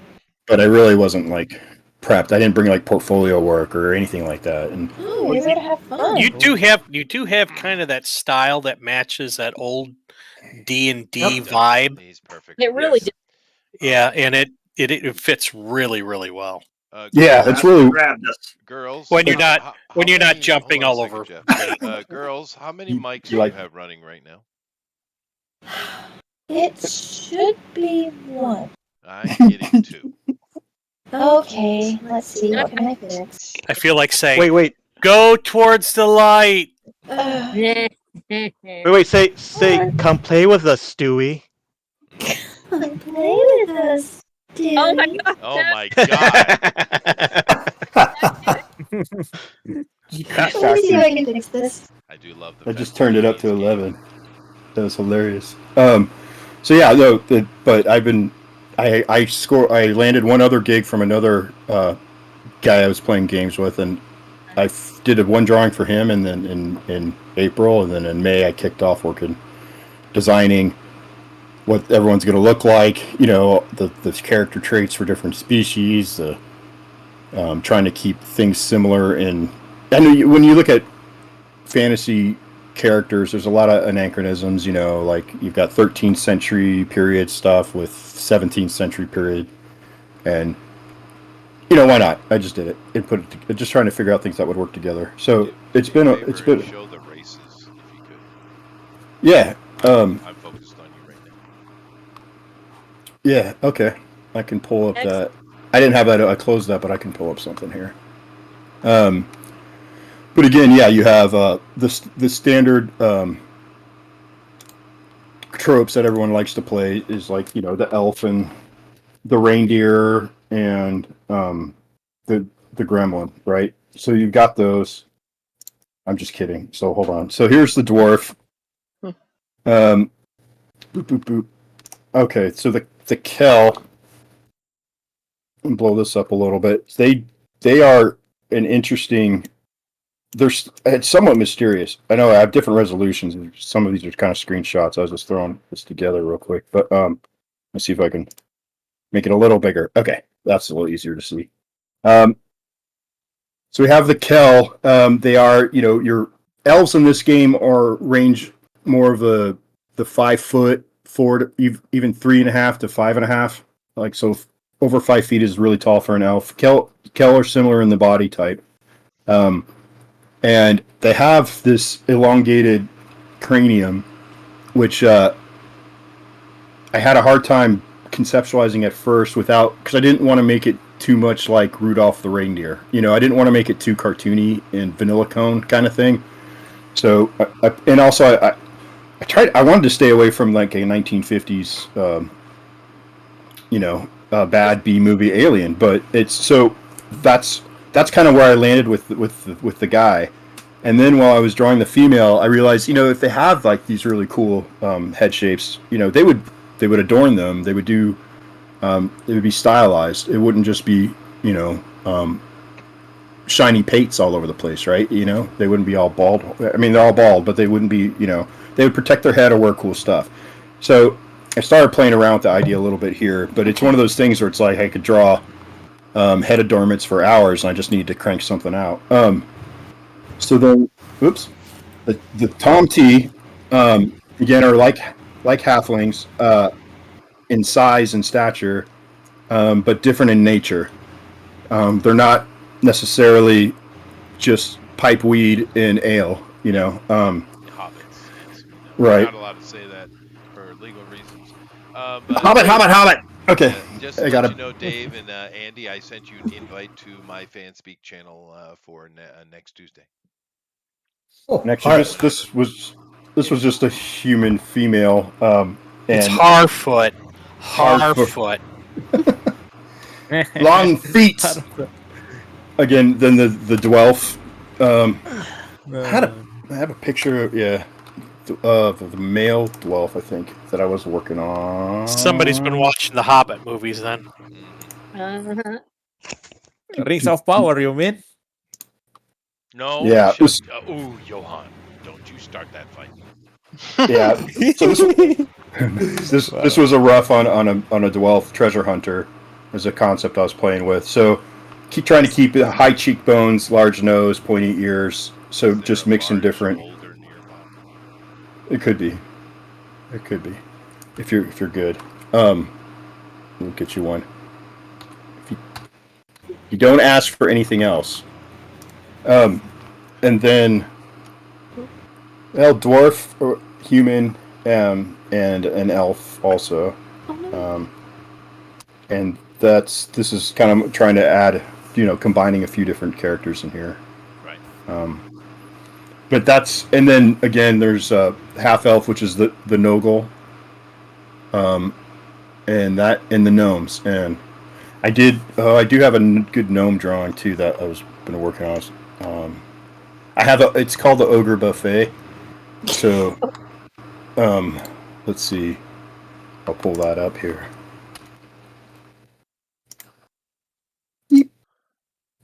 Sorry, Ogre Lunch. Okay, yeah. So There here's. it is. Yeah. Yeah, this is the one I'm working on. It was originally a pencil. Yeah, these fingernails are sweet. It's just this one's taken a while for me to do, so I passed on it for now. But like right here, I have a little guy struggling to get out of the hands of the ogre. And then let's see. I think I might. Is that Scritchy Scratchy? It is Scritchy Scratchy. It is very, very, very, very Scritchy Scratchy. And Chester hasn't yelled at you for that? No, he's been. You're slacking. Well, I'm surprised, but I guess it's because I'm a guest this time. I don't know. That's the only reason. That's the only reason. But yeah, so this is going to be one gnome. There's his hand right here, and he's screaming right here. There's his nose. Don't kill me. And then I want to figure out. Well, I had kind of figured out. I'm going to put a guy down here in the back, like trying to reach and grab for his way out. Right. There's a little one. That's not the right proportion, but yeah, that's just kind of the general idea. So I did do gnomes. I just said I did do gnomes. So death of gnomes. Just the death of gnomes. Yeah. Gnomes, huh? I'm not a big fan of gnomes. I don't really know what the benefit is to playing a gnome. Because I don't know. It's kind of like a poor man's kobold. I mean, it's just. Now I have. In Mystic Days, they can possibly turn undead also. Oh well, there you go. They can. I do have another question for you guys, though. Now, let's say that I want to play Sir Bronston Bronington. How do you deal with social class in character creation? That almost sounds like a male stripper. We'd leave that. It's right in the rule books. We'd leave that right up to each individual playing group. Nice. We don't really address it in the book other than that. So, yeah, because the only thing it might affect is starting gold, right? Now, how do you deal with your initial equipping of your characters? The initial equipping of the characters, as written, will pretty much put you in the run-of-the-mill type peasantry. So you don't start with a lot of gold, but again, each individual group can alter that as they desire. Sure.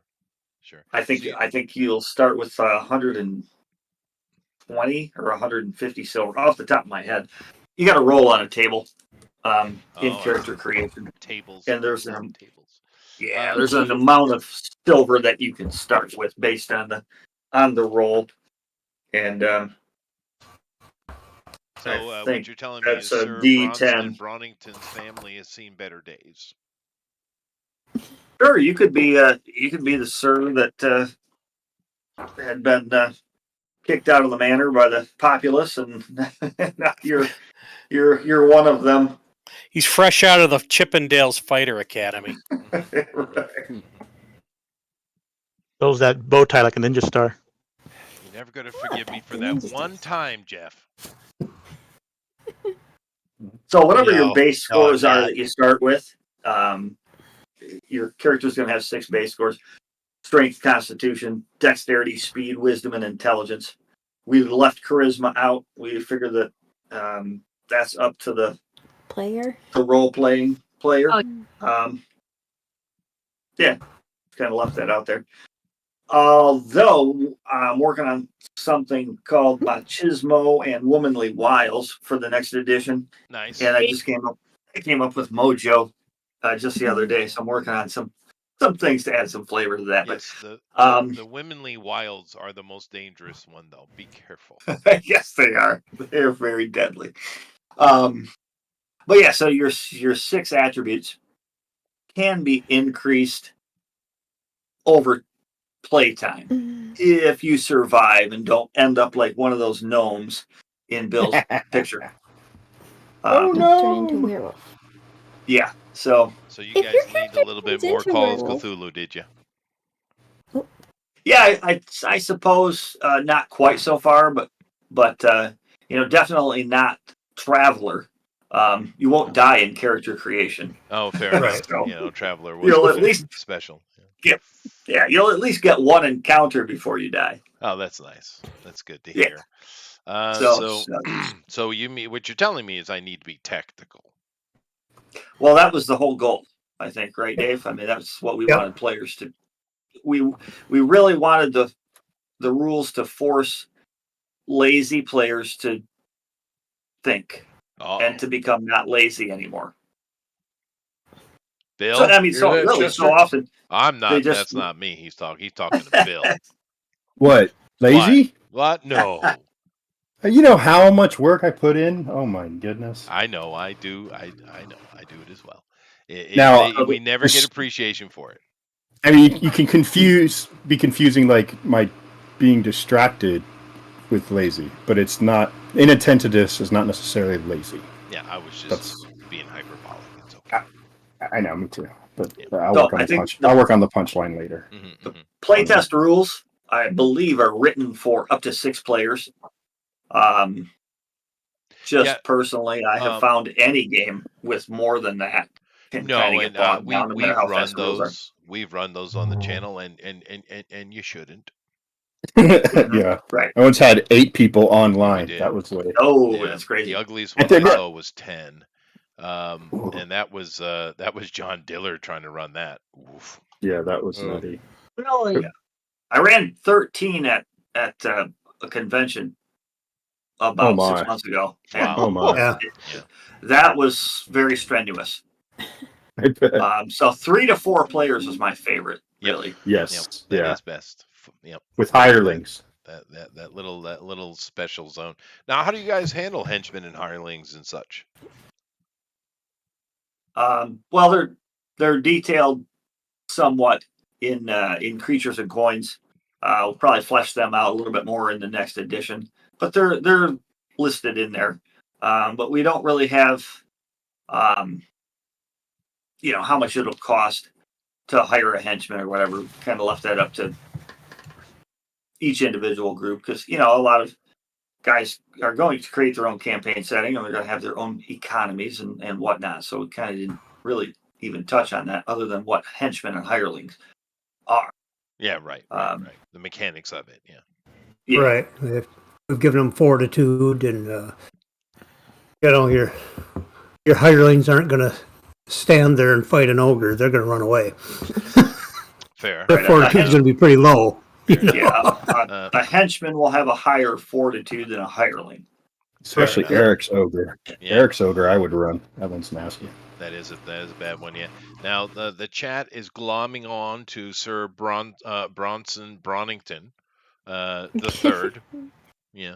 The third. He's my character. So I guess I'm going to make a. Now we don't have classes, but I can make a knight-ish character easily enough, just cinematically, right? If you wanted a bard, you could take the musician skill and take some weapon skills, and you can craft whatever you want. So your game has skills and proficiencies. Are they separate issue or the same thing? No, they're separate. You can get proficient with the weapon that you pick. The special skills are, I think Dave mentioned that earlier, from alchemy to weaponsmithing, and there's 30 of them total. Okay.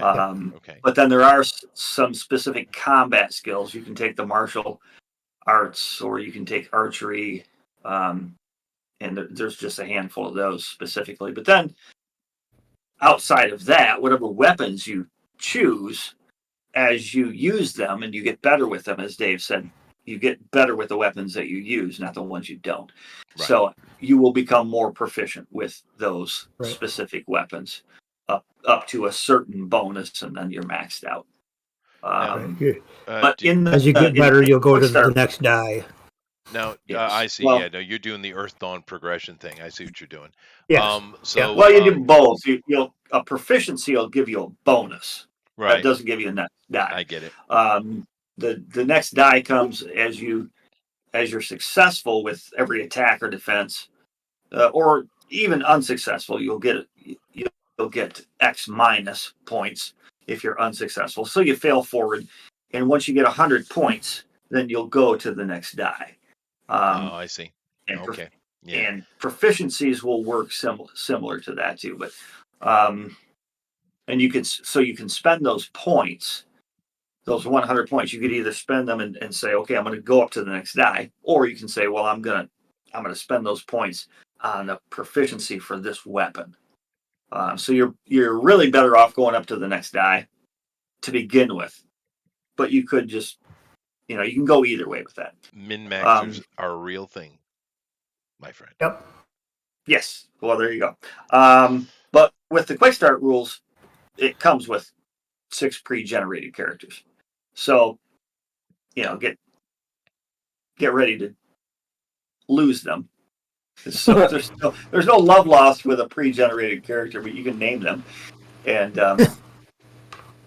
I'll be interested to see how far players get. But like you said before, it's written to force characters to be strategic and to think, rather than to just say, oh, monster, what's the armor class? What do I need to hit? I'm going to hit it till it's dead. Right. The rules are written for realistic combat to neutralize your opponent as quickly as you can. Which it should be. Now, 2 of my players are going to definitely take the pre-gen. I know. Awesome. Myself and GOP, we will make our own characters and trust that even though it's only a week away, less than a week away, they will be as min-maxed as possible. Yeah. Okay. Yes. They will. Do not doubt the autism. But is there a flaw and weakness merit type system in it? Are there any kind of feat based system or anything like that?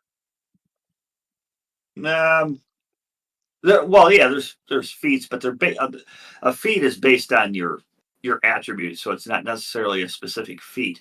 If you try to do something and the adventure guide would determine, well, that's more of a dexterous thing, or it's more of a speed thing, you would make a roll off against your attribute score. And if you get your score or less, then you're successful on that. I see. So we don't have, say, cleave. No. Okay. No. And there's no min-maxing with flaws and merits and stuff like that. No. Okay. No. All right. You kept it simple. That's cool. I will go through that. No, you guys were in a feat.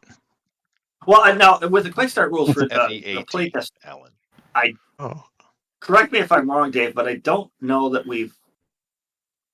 is character creation in there so they can create their own character, or are I don't think it is. Not in the quick start. Pre-generated characters. I think we just did pre-generated characters to make it faster, so you could sit down at the table and quickly play. Oh, that's okay. We can do that too. I just want to see it run.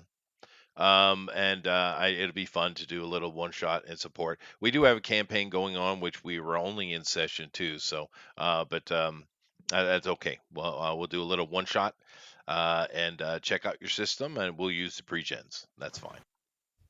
Well, we can schedule it for the next 2. I don't want to take up somebody's game time that they already had planned for I mean, that's just around the corner next Tuesday. So If you'd It rather is. set up for the Tuesday after, so you can let them all know.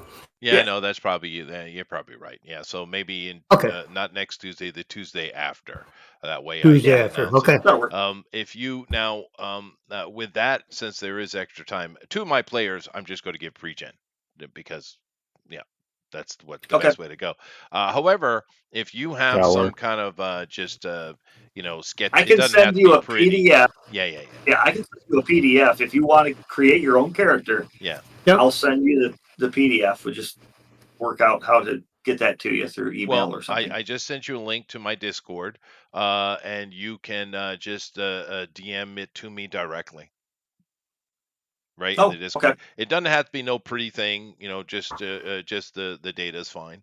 But Just I know myself and GOP we like to dig into the meat of systems. yeah, you can just drag and click and drop your file right into a direct message with You don't need Discord. any It's pretty kind cool. of finished thing. What I'm saying? Just a straight PDF file, just with written text is fine. Okay. Yeah. So Sweet. no, that'd be fun. So yeah, now Bill, you going to come on and join us for that evening? I might. I'm at my deadline. I'm all free time right now. I'm putting money in the bank right now, so this is sweet. I'm ahead of schedule. I got this. Yeah, so that would be fun. I haven't been on yours, done it in a while. No, I'm actually. It's been a while. Yeah, Bill's super awesome. If you know, I've ever seen him play, he's super good. I love. Yeah, we have fun. Oh yeah, no, I've been playing these kind of games since 1979, and I haven't taken a break. So. Grief. Yeah. Yeah, I was in the deep freeze there from like '98 to 2017 or 2018. And That's what happened to me. I ended up with I was literally a blast from the past. I hadn't played since 1991. right. So Okay. I came on to y'all's game, and I'm literally like, "What the heck is happening?" And that, and just the seriousness of it, it was like, "Holy cow, how much things changed!" And so it really threw me for a loop. I was like, "I don't know what I'm doing here. It's so different than it used to be." Eric? It is. It is. So this is really exciting to see this, because this is sort of a blast of the past. You have that I don't know how to say the things that you're talking about that were lacking, the challenge. And what Chester was talking about, the fact that there's nothing really to aspire to, and everybody's exactly the same. When nobody, there's no reason to do it. You're literally in a Monty Hall dungeon where they give you everything, and from the very beginning you can just blast away or call on the gods. Trying to struggle just to kill a goblin, a freaking goblin. Right. Finally do it. It's a huge victory. And so I think that was really what threw me, is how different everything was this time, and the fact that I couldn't get the schedule right, because that's the big thing. Now it's actually a show. I was thinking, oh, here we are, we're just going to play down like somebody's basement. I thought that was cool, like it was just like a closed loop. No, Chester's got viewers, and that was really what threw me. I was like, holy cow, I can't. This is a commitment. This is like you're going on the air and you're telling a story. And it really was. That's the biggest part that's different, is the fact that people are tuning in to see this stuff. I was thinking, I'm going to play a game different now. Well, it depends on who's running. We've had Bob run, we've had Puffin run, we had Bill run, and of course myself. And it depends on who's running and how they're doing it. What Bill did is he went to a lot of effort to make it as if we were sitting at the tabletop. He went that direction.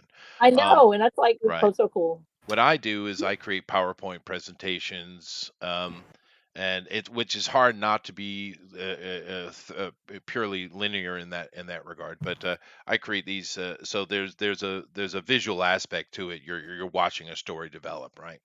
But you actually thought of that. You're very, very good at putting it in a place where your players know exactly what's happening next. Bill is that intimate tabletop. He's the one where it's like, oh, you're sitting around the screen. And with you, it was like, we're at school.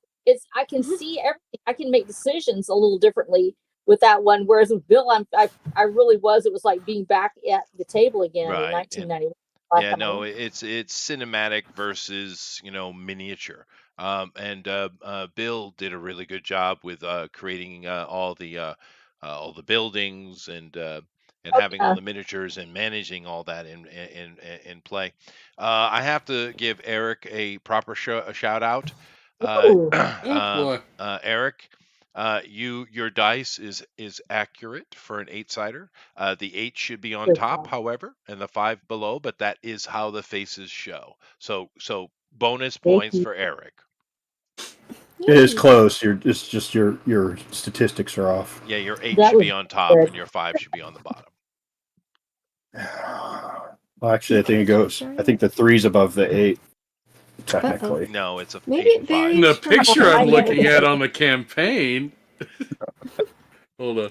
Oh, well, okay. So what time are we calling it, Chester? What time we calling what? The drawing. 4 What's minutes. the time? 4 minutes. Okay. 4 minutes. Yeah, 4 Hey. minutes. Was that better, and, Chester? let me check. Yes, that is correct, sir. Fantastic. Yes. 4 minutes? Uh, 4 minutes? Okay, I can go yeah. smoke real For quick. heaven's Man, sake. go have a cigarette. It's too bad you can't smoke in your room like I can. This My is mommy good. didn't yell at me. Anyway, thank you all for joining us today. We've had a lot of fun. This is, and Andrew is going to have to acknowledge this. This is probably the first time I've never gone off topic. This is Yeah, the incredible. truth. It is incredible. It is incredible. The whole time we were on topic. It's quite. I didn't think it was actually possible. But nevertheless, thank you for joining us. Of course, we're going to be taking a look at all the art and throwing up the straw poll, which we know Jeff is way ahead of. And you guys go to vote, and then we'll take a look at the draw alongs. Hopefully, you guys have done some draw along stuff. This is a fantasy-based thing. We don't do a lot of this, and it's great to see it. It's very classic fantasy as well. Although this seems to have a slightly darker tones to it, which is neat. And of course, we'll look at your draw alongs. You can, of course, go to the draw along section in the Discord, or you can go over to Twitter and you can put on hashtag DNQFE, and we'll take a look at those very, very shortly. We always enjoy the cooperation, interaction of the chat in that regard. And the good thing today, we do have 2 of the creators, well, 3 actually, technically, of the creators with us. So we'll have the straw poll, but I'm going to give extra points to their vote of which of today's created art they think is best. So we'll have the straw poll, and then we'll have the opinion of the creators here. So when we do that, Dave, Andy, and Bill, do keep in mind, I want you to be stringent and absolutely ruthless. It is called drawn and quartered. Okay. Yeah. It is called drawn and quartered. Yeah, They it's can called drawn and take it. They can take it. They got thick skins. Except for that Eric guy, though. He's a bit sensitive. I'm kind of a Sado. I'm here for it. Yeah. Yeah. Just make sure you don't have dead air. Yeah. No dead air. No, Yeah. dead air. Yeah. That's the rule, Jeff. man. I don't know why you always have to Always go do against that. the rules. I was finding the link for cripe's sakes. You gotta find the link. And got mad at me for it. They wanted a link. I put a freaking link up there. You did. You do a good job Go of look that, for it. actually. You're well ahead of You that. did good. You and Mortal V, or you guys are badass, and I do appreciate you. But yeah, we're gonna call it here in a moment. So let's see here. Either Dave or Andy. Let's go with Andy. Andy hasn't really spoken that much. So Andy, what I want you to do is here in a minute, I want you to scream at the artist and tell them to stop what the hell they're doing. Okay. Well, That's are you going to great. give me a 3, 2, 1 to do that? Yes. Are we going 3, on 2, 1. 3 Go or ahead. are we going on 1? There you go. Okay, stop what you're doing, artist. Yeah, stop it. Put Okay. down the pens or the stylist or whatever other crap you people have. Knock it off. Thanks. Knock it off. Oh, All no, right. wait So a minute. basically what's happening right now is Jeff's going to drop that straw poll. He already did. Boom. There it is. And we're going to, gentlemen, we're going to come and take a look at the art and we're going to critique it. And you're going to tell us what you think. We're going to start here with Andrew. That's under AFLM. Yes. Okay. He's our first bit of art. So why don't you guys go over to that, and let's take a look at this this Thanathopic Fomorian-esque creature that he's created. So, Andrew, I like it. It's simple, Oh, thank you. but it's kind of Scooby Doo-ish, which I'm cool for. Yeah, that's what. Yeah. Very good. So Dave, what do you think of Andrew's piece here? I like the tongue. I like how it hangs out of the side of his face here. I like That's that. all right. That's pretty It's a bit cool. dangerous, Yeah. but yeah, that's good. Got the nice claws going for himself there. Not very critical. You got to be a little bit more critical, Dave. Lacking eyeballs. Oh, It's like no. we're seeing right through his head to the moon. There you go. There you go. There. You How's give that? it to him. You don't have no eyes, Andrew. You didn't have time to finish. I don't. You're right. I don't have it. You don't. Ain't got no legs, Lieutenant Dan. No, that's true. No legs, Lieutenant Dan. Dave, excuse me, Andy, what do you think? Love it. Love it. I think he just didn't have time to finish the eyes. I would like to see them finished, certainly. Oh, okay. But Hang on one I second. think Here. everything else, I love it. It's Yeah, I think It, he was Oh, there you go. stylistically going for no eyes. I think that was the point. Or he He's was got just those being Google lazy eyes going. because he was, actually being efficient and working on his own project. Either way. But very nice. Bill, would well, you I like don't know. to Maybe throw in maybe something the from glowing eyes. That's true. Yeah. He needs the glowing effect. He didn't get that in there. Bill, would you like to throw in something from the I actually third- just to third come row from there? the just to come from the other way. I like the eyes as they are. I think it gives it this like supernatural, spooky vibe to it. It's like it's very like it's dead, but it's not. So I do like that. I am suspicious about the lack of clothing. So I don't know. Yeah, well, we don't ask, don't tell. Or it because, is, or it is Little Orphan Annie gone horribly Oh, wrong. that's fair. They talk about Horribly the classic wrong. one too. Good job, Jeff. That's Yeah. little Orphan Annie is infected as a Logan form. There you That's- go. There you Now, go. I personally, I love Andy, it. think it's great. I think she's eating Sandy. Actually, She might well be. I think it's Oh great, my Andrew. God. I wouldn't have been as mean and nasty as Dave and Andy were. I Sorry know. about What's that. up with that? Huh? Yeah. Bill should have warned you. Got him. Yeah. But no, of course, it looks great. It's really good. If you guys Thank you. like what Andrew's done, please vote for him in the straw poll. Alrighty, let's go ahead and move on to the next one. Next one we're going on to, guys, is Amy, the mistress of cute. Ooh, Yeah, I li- it is cute. oh, They're thieves stealing apples. Apple thieves. Yep. They're apple thieves. We'll call them the Apple Dumpling Gang. Haha, throwback. That's an inside joke right there, Bill. it is. It is. But we got ourselves an elf here that is looking at the cute little fairies and their theft. They're Yeah. What do you think, Andy? Well, Eat I apple think a there's day. something that. Yeah. Which Andy are we talking to? Well, we have Dave and Andy. I went Dave, Andy first. Now I'm going to Andy. Oh, Dave. okay. All right. It's part of being a host. Well, there's an Andrew involved here too. Yeah, so we I- never called I him didn't- Andy. He's not cool enough for that. No, I don't. I'm not an Andy anyway. Yeah, I'm good. you We're are gonna an start. Andrew. You are perfectly an Andrew. Yeah. Well, I'm thinking there's something going on here in this picture that we're not being told. There's something they're doing with this apple to deceive this elf. This elf looks very very innocent. Mhm. In her wonderments about what these little evil pixies are doing. That's true, and they are pixies. They're not I fairies. like You're it. correct. Yeah, I like it as well. That's Of right. course, what's happening is the other 5,000 pixies are currently robbing her blind. You're right. That's right. They're in her Apples pocket, and outside the Andes. picture. You can't see it. You can't see it. Yeah. Or maybe stab her in the stomach. Oh, maybe they could be Come vindictive on. But and we vicious. just don't see it, man. Yeah, that's true. What do you think, Dave? Well, I think it's that elf that's being a little tricksy. I think she probably poisoned the apple. Mm-hmm. Turning She's the table taking on care the of the whole village when they take that apple back and eat it. Yeah, Just so you Yeah. know that Amy's point of view on this is it's a whimsical, beautiful day. You guys remember the labyrinth? You know, Huggle, the guy just taking the pesticide to the fairies. Yes, no, he was that was perfect. Yeah, Amy, Yeah. very nice though. Of course, I love it. I love the style, and I love Tinkerbell there. It's nice.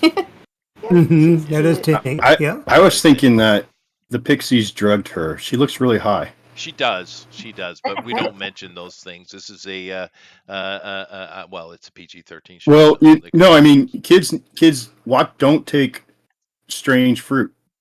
But you don't know where it's from. True. Unless you're- Pixie dust. That's There's a a lesson lesson from there. Snow White. So Yeah. That's true. Poor thing. But it's a beautiful piece. The colors, it's a great Yeah. composition. Oh, it's the way everything's laid out, it's actually, really fun. you know what this would be if Amy took some time and just kind of finished it in a commercial way, whatever that means, but just put a finish on it. This is something you hang in the toilet. Oh, stop! No, it That is White toilet. Wow. Perfect. Holy have, crap. have a nice sunny toilet room. Have some of the little lady, fluffy things that they put in there, and have this sitting. Oh, it's perfect. Nice. You should light. refer to it as your bath. Not, Well, you know what I mean. I actually wasn't being insulting. This is a bathroom piece of art. Chester's toilet is I can very actually expensive. hear Amy's confidence deflating I love all it. the way It over would be here. great. Don't you guys put nice, pretty, girly things in your toilet areas? bath. Who's I love- decorating your toilet, Chester? Well, see, Not the thing him. is, now here's the difference. Now I understand you guys I put misunderstand. unwrapped Snicker I'm bars in my toilet. Asia, they have literally, when you're talking about the bathtub, they have literal bath rooms. It's an actual separate room that is completely tiled that can be washed down. It's a room. So the toilet is a room. The sink is a room. Everything is isolated into its own little room. Oh. Yeah. Oh, You don't put art in the bath. the Western That would be bad. Westerners didn't do that. No, they don't. Their bathrooms Oh. are all combined into a single room, and they're very teeny. They're super teeny. Yeah, it's not like Sadly. here in Asia. The bathrooms are quite large. The restrooms are quite large with multiple rooms attached to it. But I'm seriously, this is the perfect thing for a little country cottage, bathroom area. Well, I'm glad you like it. I like your I like your color palette a lot. Yeah, a I lot. do too. That's what I meant. It kind of Well- screaming that Colours. cottage life thing, Yeah. Yeah, they're Cottage soft life. and a Vibrant. little saturated. Yes. Yes. But it's a good mix of warm and cool. And then It's I really go nice. with the dark, twisted imagination of Andy and Dave. Yes. In my Well, mind. see, that's the in thing. my mind. It's a beautiful piece. It's vibrant, but it has clearly evoked two completely opposite ideas. It's true. So whoever looks at this is going to. I think it has the ability to capture your imagination. Yeah, no, I think it's great. Really good job. If you guys like what Amy's done, please vote for her in the straw poll. I'm going to show Bill's for second. There it is. It's great. It's freaking awesome, but he's a cheater. Go away. Don't vote for me. Yeah, don't vote for I'm Bill. not. No votes for Bill. I'll show it again, though, because it is freaking awesome. Look at that detail. I've said this to you many times, Bill. Not blowing smoke either. You are perfectly made to do fantasy shit, dude. That's the style I can't get away from. I don't know. I've good tried at other it. things. Look at this freaking thing, dude. It's great. And it only really fits in a fantasy setting. Well, and I already have the adventure that picture is going to be in. Nice. So that's going in. Oh, yeah. Into the dungeon cartographer. That is. He did say that's a leprechaun. Yes. He did. And He did. The leprechaun in Mystic Days is not your typical leprechaun. Oh, good. They're as evil as the day is long. We'll just As put they it should that way. be. As they should be. Yes, Yeah. that's true. Well, the thing, I use the word fantasy. I shouldn't. I should use the word fable, because that's It really is what Bill more does. folklore. Yeah, he does fable stuff, and it's really, really good. This is an excellent piece. It really is one of the best pieces I've seen you do, dude. It's excellent. I will say this reminds me of Bilibin. I don't know if you remember that artist. Used to do, it was Eastern Slavic folklore and all of the deep Russia stuff. And his last name is Bilibin. A wonderful guy. And this reminds me so much of his work. That perfect line. I'll have to look it up because that's really intriguing what you just told me. So yeah, it's super Well, cool. but once again, don't vote for Bill. Okay. please don't. I don't want to be on the list. You For real. can't be. No, Does the no, leprechauns say they're always after me, Lucky Charms? Yes. Yes. Now, Eric is cheating as usual by being Am I awesome. cheating? And well, because you're awesome, and you always put little things like dice in the background and little borders, and little cool backgrounds, like "Ooh, vote for me." Could you try to But be no less one ever awesome? does. Yeah, come on, you've won this show many times. But this is freaking awesome, dude. Matter of fact, this is so awesome. I don't know why they wouldn't use it. Well, needs to go because somewhere. it is pretty good. It is pretty good, but the ogres only have 3 fingers, though. Well, that What? can be repaired. Oh, just like that AI. can be easily fixed. But I love the Yeah. freckles on the shoulders, though. Come on, dude. Yeah, that's great. Yeah. This is really good. You got a little They're- Soraya. They Dave, actually what do you are- think of Eric's ogre here? Dave? I don't think I'd want to meet him in an alley. No, I don't think so. Yeah, Nobody I would like meet him. him in The first thing I'm going to do if I get anywhere close to him is I'm going to rip that nipple ring out. Yeah, that's I don't know, take his mind off things a little bit, you know. That's a real bad move. You're gonna really, really upset him. Yes. Don't It's make not the going to ogre end angry. well for you. Now, do you guys have Tolkien ogres, or do you go more No. the D&D Nope. No. Mystic Days, ogres, orcs, goblins are nothing like you've encountered before.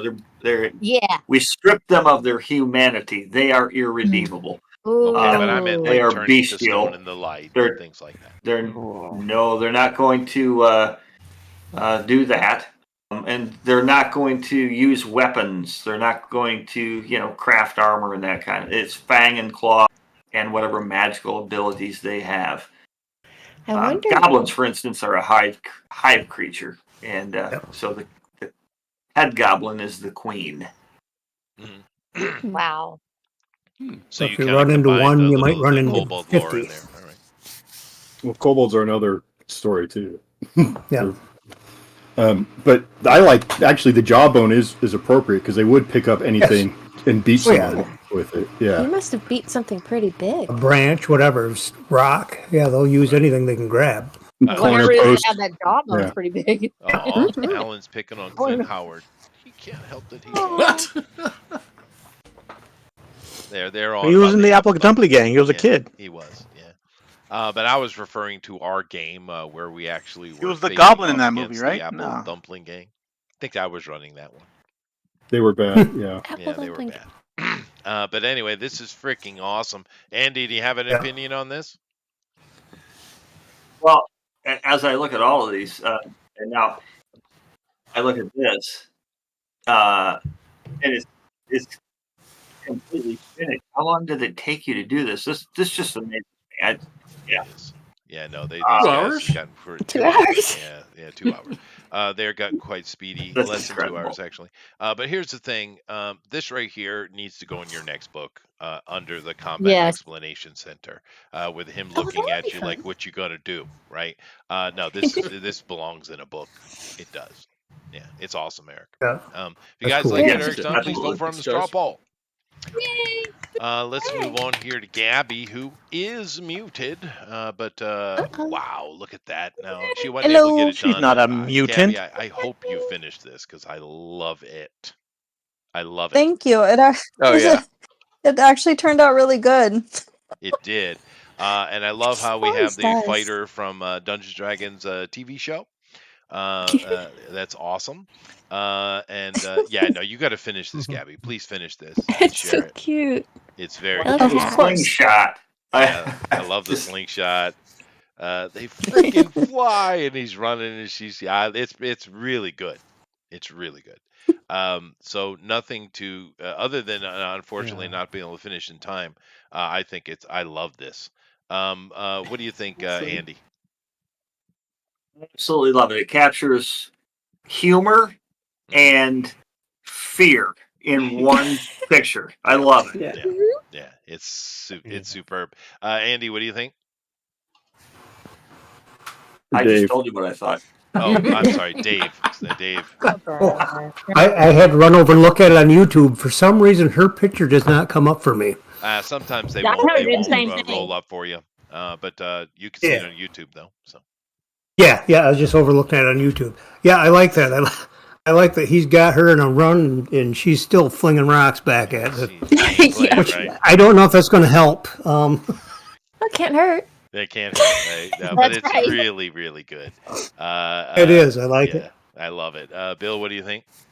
Oh, I'm smiling ear to ear. This is so fun. Love it. It's great, and of course, you put color on this too, and it will pop. So yeah, I can't wait to see the finish of this, Gabby. Then you can Thinking that the stones are probably magically enhanced with one of the 300 enchantments we have in our game. Well, there you so go. That, acorns. Yeah, that could kill that spider. That's right. Well, that's what I used to do with that little halfling in his slingshot. I used the acorn spell there. The acorn spell. Oh yeah. It's the acorn of embalming, so it automatically would fill up its body with preservatives. I can't remember what the spell was called. We were doing either second edition or third edition, and but there's a spell that you can basically cause an object that when it breaks, it explodes. I can't remember the name of the spell. I don't know why, but anyway, this is freaking. Walter White uses it in Breaking Bad. Oh, that's fair. That's true. That is true. But thank you very much, Gabby. Nice to see you. Absolutely. Yeah. Good to be back. Glad you're good. Oh, I'm glad you're doing well. Yay! I want to see it finish. Thank you. Yeah, I'll keep working on it. No, so do I. You really captured this project, I think. So if you guys like what Gabby's done, please vote for her in the straw poll. Let us move along, however. We're going to go over to Melissa and get a little bit of animation. So go ahead, Melissa. Okay. Am I live? You are. Yeah. Okay. Oh, Yes, thank you are. heavens. Ooh. For 7-Elevens, yay! Sorry, I had to. I'm sorry. I love it. So he'd say, all right, big spider, bad, and then the wings come out. It's much worse than you thought, yes. Yeah. Man. You rather go back and face the room full of flying arrows. Right. There's arrows coming at him. He's running, and he sees a spider, and then it's got wings. It's from the fire from the pot into the fire. Yeah. That reminds me of the skibbities. That reminds me of the skibbities when they come at you right at the end, and they're like, bleh. Right. No, it's always amazing to me what she gets done in 2 hours. Animation is not easy. So it's pretty impressive for 2 hours. But what do you think, Dave? I just kind of think that spider about the size of a Saint Bernard, maybe. And oh no, that's pretty slick. I like love that. the look on his face. Yeah. The wings come out, so it's way worse than they expected. Oh yeah. It's perfect. I like that. So perfect. Yeah, it's cool. Andy, what do you think? He's so scared he fainted. Yeah, I guess maybe he God. did. Yeah, maybe he dropped. It was on so him. scary. He might have, yeah. Yeah, Bill, you got an opinion here? It jumped at him. It's just coming to life. It's like it is cool. It is cool. I mean, yeah. It's like having it actually being kind of a surprise that you don't know it's a flying. It's bad enough it's a giant spider, you know, and then all of a sudden the wings pop up and it eats your face. It's just woo! You thought you were far enough away. That's not even fun. That's not fun at all. No, it's not. That's bad. And of course, this elf is coming out of trouble anyway. So because we do have arrows flying in the air, so you know. It's like he was turns the corner. He's like, okay, cool. Mexican spider. All That, right, well, my friends, Very is nice. lethal fantasy role playing game right there. it is. That is lethal. Yay! But if you guys like what Honey has done, please vote for her in the straw poll. All right, let's see what else we got left here. We got two more. We have Alan, of course, from Howl Comic. Jesus, Alan. Jeez. Every damn time. But give it a moment here because Alan is a multimedia presenter. Go ahead. Well, we haven't been on in a while, and me thinking. Oh my god. Aw, It's been too long. it has been. It's been too long. Oh, it's so bad. God, my heart will go on. Oh, you know I'm a musician. Will go on a recording.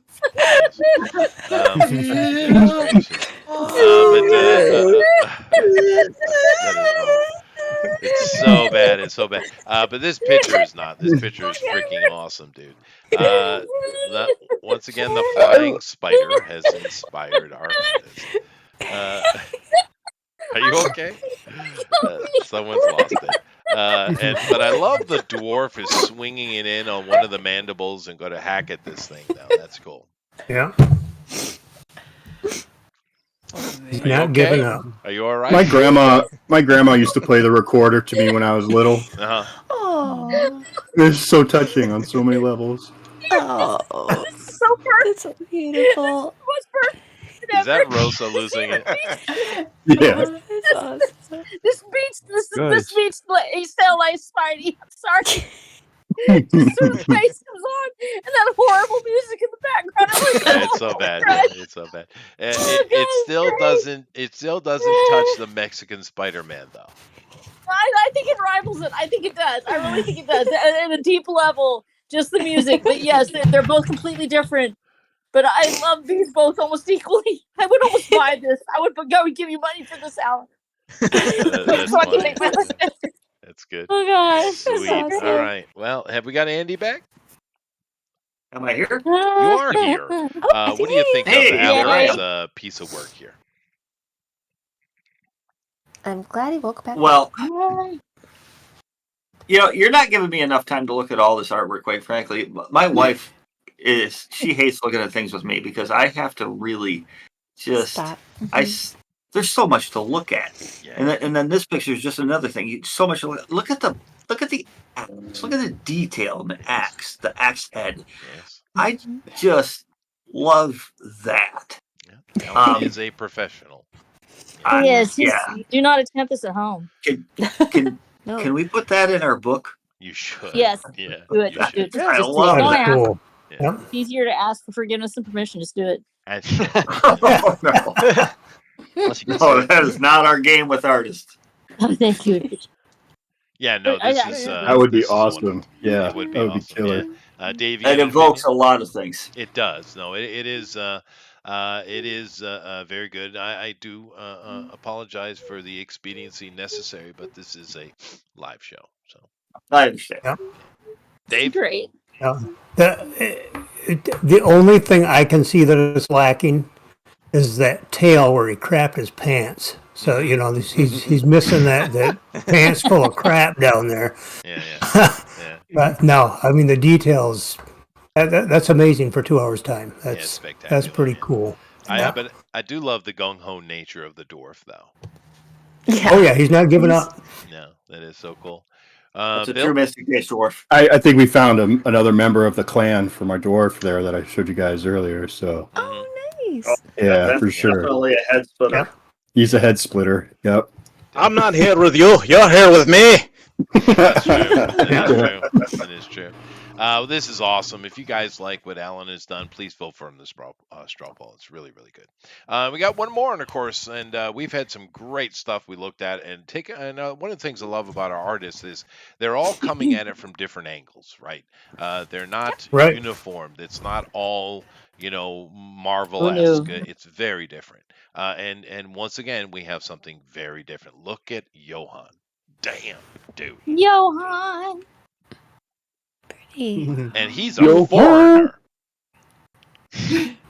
Johan's a perfectionist. That's You are a what he- foreigner for me.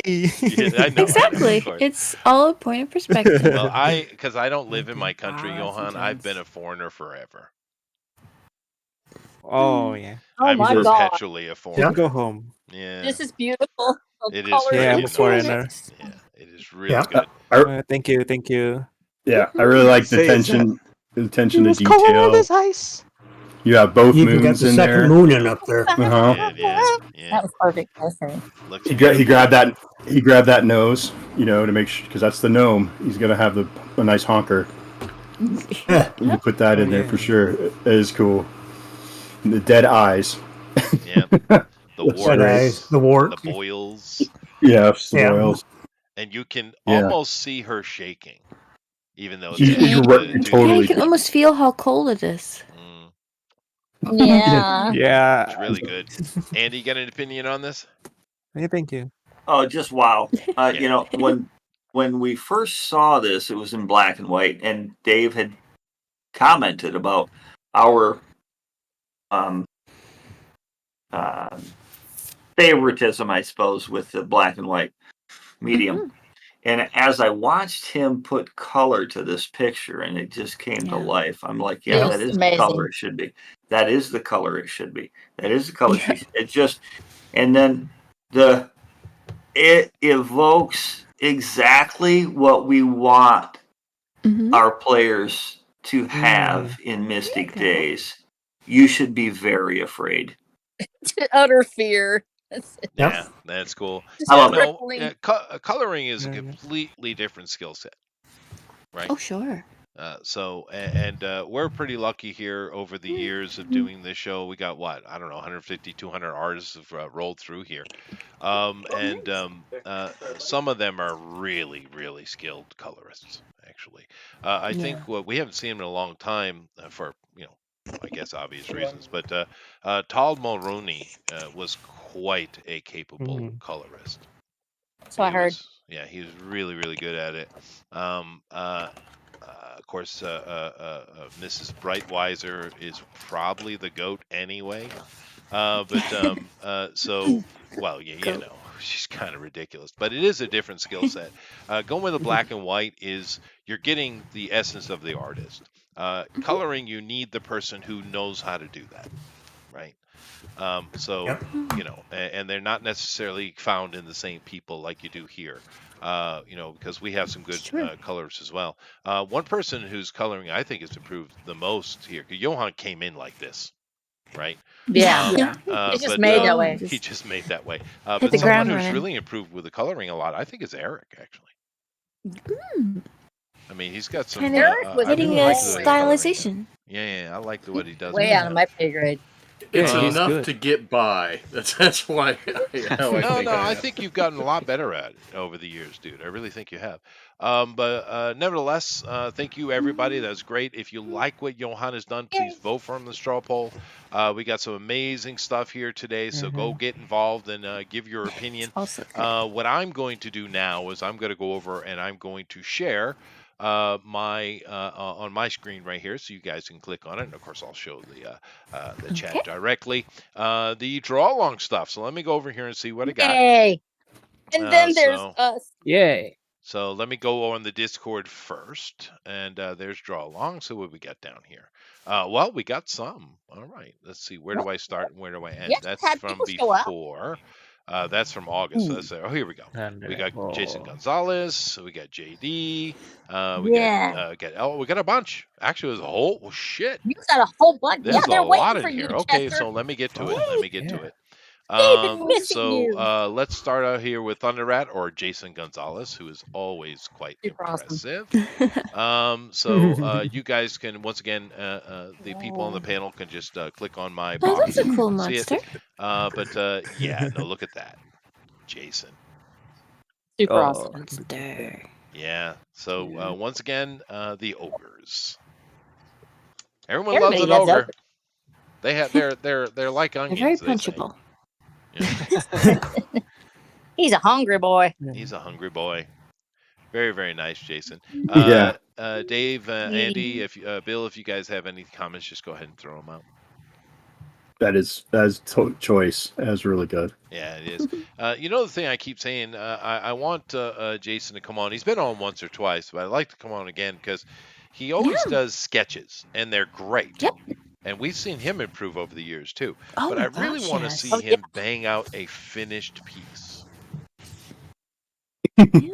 You know what I Right. mean? Sketches are great. Yeah, His it's sketches are not. awesome. 2 hours is hard. 2 hours is hard. It is, but one of the things about coming on the show, I think that helps the artists that are here is by being in that constraint, they become quicker. They really have. Oh yeah, it That's helped. true. It helped me It is Right. so fast. And you have to choose what to focus on. Mhm. Yeah, I think it makes you more taking the critical. proper hard. shortcuts and everything. Yeah. Yeah. So I think it's I actually just wanted to call it. a good tool for them. But thank you very much, Jason.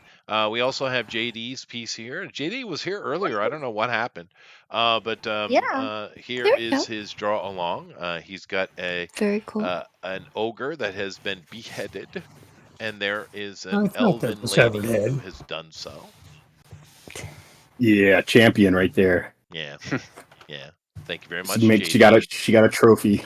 Nice one, JD. Yep. Yeah, good job. And JD is for real getting better. Oh Oh, yeah. he Oh, he is. getting Legit? better. Yeah, no, it actually looks humanoid. Let's see. Elrod decided to deign us today. Oh. Wow. Yes, Oh, wow. he did. Look at it. Look at that. Oh, That's Oh, nice. yeah. he mentioned earlier he wasn't feeling very well. So I'm glad he managed to still. Yeah. You got Andy, Dave. You want someone who's fast? This guy. Is, Yeah. Elrod He- was Flash. he Elrod is whips it.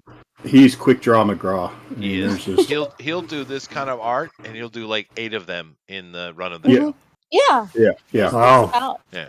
Yeah, his minimum is 3. Yeah, Like minimum. Yeah. Truth. And he freehands. There's he no freehands no everything, underdrawing. that's true. Yeah, he Yeah. doesn't even sketch it in. He just draws. Yeah, it's amazing. Yeah.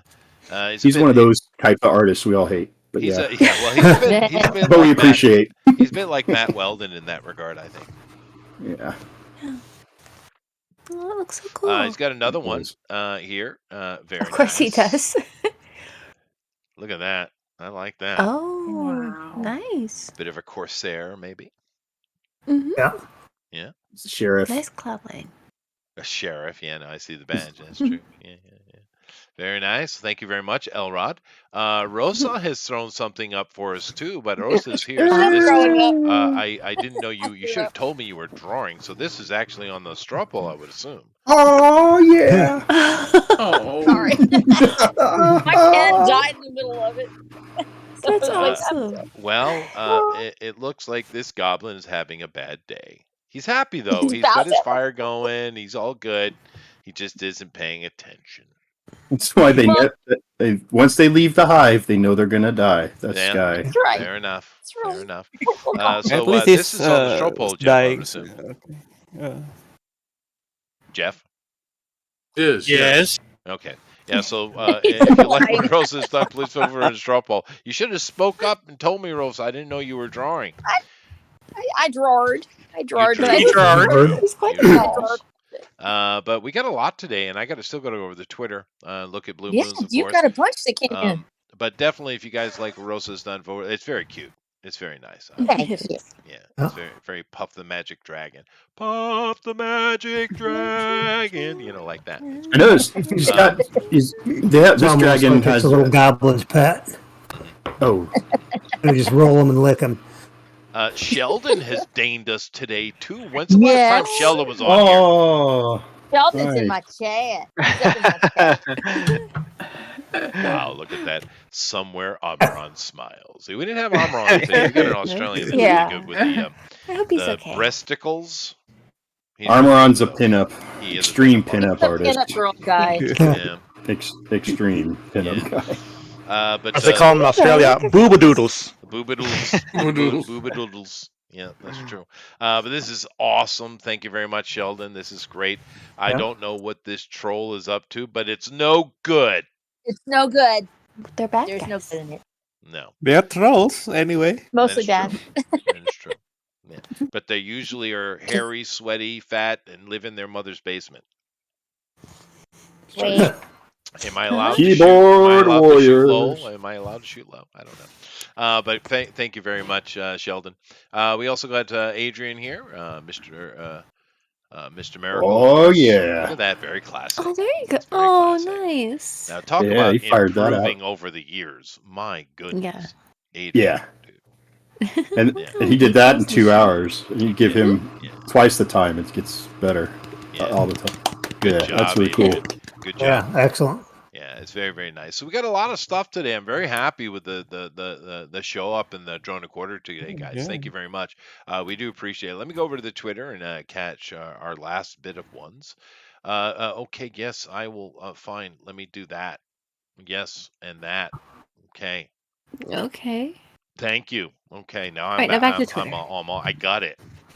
I don't know what any of that means. Let's see here. Starfield. Everyone's on about that. Ignore the Japanese. That's for me, not you. I don't know who you You can are. read it, though. I That's really don't okay. know who you are, ma'am. I'm not really. I don't know. Let's see. Tim Pool. He's looking a little fat. Anyway. And blonde? So influencers. Oh, look. Obama giving awards to people. That's nice. The people with the best hands on Epstein Island. That's true. That's true. Let's see. What is this here? Okay. Well, this is a Chinese joke. Racism. Okay. Let's see here. Ooh, Did you say racism? Racism. Yeah. Has anyone seen this? I can't believe this is good. It looks so freaking dumb. But then again, I hated One Piece anyway. No, people are saying looks One Piece terrible, fans but are saying getting it's good great. Not cool. Really? I'm glad the fans It's are not enjoying bad, and I don't know anything about One Piece, so I've been enjoying it. No, there you go. It's like My a Power kids Ranger liked show, it. but Yeah, I I don't know. thought it was dumb. My kids liked it. Ooh, Melbourne Man. What did Amron do? Jailed for what? That's not. Can't say that one. Can't say that one. I don't see anything particular. This is the only time during the week that I actually look at Twitter. So, Gary. Usually cute animals. Yeah, usually they're animals, cute stuff. I don't have any cute. What's the rest of Yeah. my cutes? Oh, Morgan Freeman's cute. Okay. Ooh, That counts. nice. Got chocolate chip grandpa. All right, fine. Let me just go do my job. All right. You got to look for not now, but the Fire and Ice tabletop game. It's It's a board Frazetta. game? Yeah, Oh, nice. And then they got the license for that? it's the Frazetta girls putting it out with Dynamite Comics. Oh, goodness gracious, girls. All right, then. I'm going to have to, I'll check that in a second. Alan cheating. Yeah, Cheater. Let's see Yes, here. he We got does. more Oh, Japanese. wait, what was that? stuff. What was that? You skipped one. I am going to go back up to it. I'm just Oh, checking to okay, see if I have okay. any more. Because mostly everyone throws on it. Oh, look at Gabby's Oh, on look at that One that. Piece. Isn't that Oh, beautiful? This is an example of Gabby's coloring, by the way. Okay. Yeah, it's wow, right? Look at it. Yeah. Look at it. Yeah. Yeah, it's really nice. Good job, Gabby. Another cheater. Let's see here. Now, Blue Moon has his own very Tex Avery style. He's focused in on your elves. Okay. Oh yeah, he did. Um, He did the kill. he did, That is a good one. and it's very Star Trek-y, and I like it. Right on. Yeah. I like it. And he got himself. Of course, he does like the bearded dwarfs. He's a fan. He's a fan. Dwarves are fun. I love it. Yeah, very cute. But he also does little videos of music. So let's see what we got here. Yeah, I'm not hearing the audio again. We can though. Oh, that's Oh, good. I I don't know, know that's why funny. I don't hear it. It must be on I YouTube see then. it displaying though. So why is it not playing for me? It's not even showing. Maybe I should add. I have to add another capture, I think. But It's anyway, very quiet anyway. It's just like a ominous little drone. I can check it out. I just need to go figure out what that is. I just probably need to add a capture source to that because I don't know if YouTube is capturing or not. Because if I'm not hearing YouTube, it's probably not. Nevertheless, thank you very much, Dave. Blue Moon Cartoons always does amazing things. We really appreciate him. We appreciate all of you guys. So what I need to do now is I need to go over here and I need to what? Are you sure you want to leave the YouTube? Well, okay. What? fine. It's You want to being go to the stupid. YouTube? No, I have it set up where I can in my Streamlabs. I just need to go over this side and do it. It'll be fine. Oh, okay. Alrighty. It's just being, computers. Difficult. Computers. Yeah, sure. You know how they are. But they always have their opinions. Nevertheless, all right, let's see here. So who slew in the Drawn to Quarter Ultimate Edition Mystic Days competition? All right. Well, I got some Slay options Queen. here. Slay Queen. I got some options here, so let me see. Is there a straw poll on Discord? It's in the chat. It's in the chat. It's in the chat. You can Okay. go click on it and vote. Hopefully, Dave and Andy will vote as well. Let's see. I can go for Andy, furry-chested ogres, Fleming. Are we talking about the female ones or the male ones? All right. I don't know. Me or the writer? No, I was talking to Jeff. Oh, okay. Yeah. Or I could go with Amy's winged fairy spiders, Lester. Oh, very nice. Winged fairy spiders. Yes, they're deadly pixies. Argos Dead Air Hall Monitor Creations. Thank you, Bill, for doing my job when I was getting my coffee. I appreciate it. You got to keep these people in line. I was a curmudgeon. Good. Thank you. You understand. Yes. Same way. I called you a curmudgeon. That's You're right. my Indian blood brother. Okay. Or I could go with Eric. Gnomes are like trail mixture trolls. Hawkins. Perfect.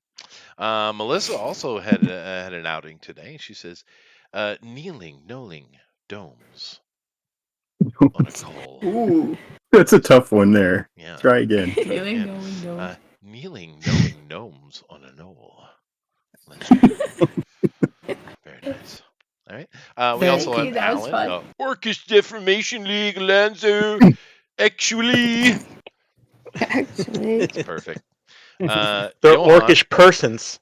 Oh, but orcish persons. That's right. Yeah. Johan, is Chester's toilet readying really a mind flayer, Alexander? Yeah. Toto Dave, is evil. They like to pick on my toilet because it speaks. It talks. And it likes paintings. It does. It does. Of course, Gabrielle, green gloves of infinite fireballs. Gesky, oh, that would be awesome. Oh, nice. I want that. I did not know magic that about them, Gabby. item. Goodness gracious. Or you could go with Rosa, rootin', shooting, liking, chupacabra hunting. Arrow. So that's what you're doing this week? Yeah, I think so. Yeah. Very nice. So which one I'm going to pick? This is a little bit hard. Oh, I actually enjoyed everything today. It was so different takes on stuff. It was really, really great. Eric killed it. So did I. Gee, I really don't know.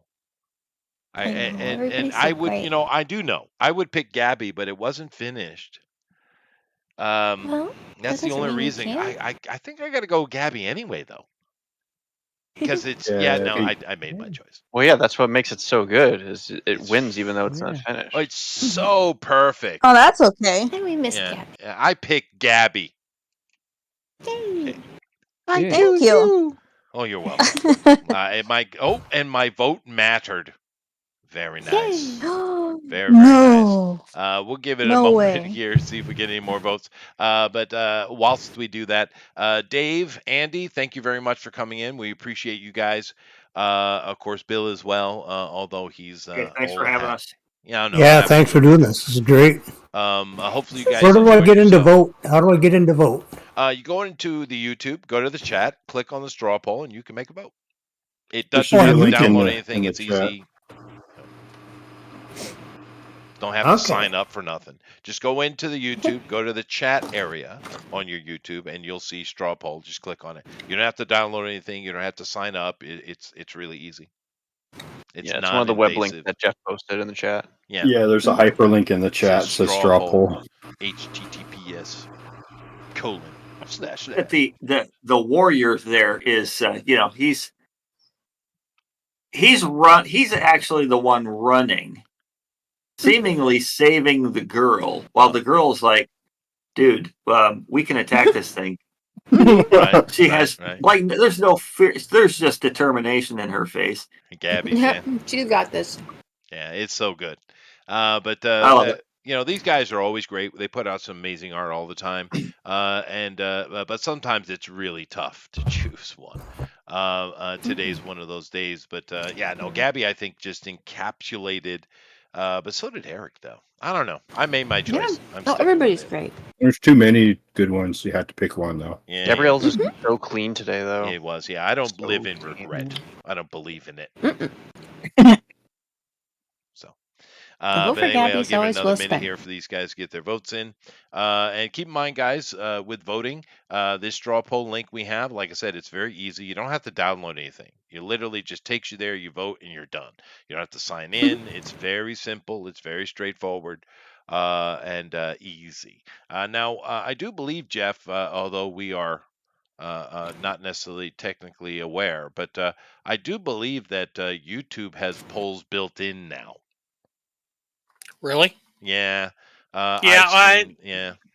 Yeah. The thing is, though, is that you have to be. It has something to do with StreamYard putting the polls up, and they're very small. Mm. It's no It bueno. doesn't matter. This is easy enough. This works perfect for us. So. Yep. You know.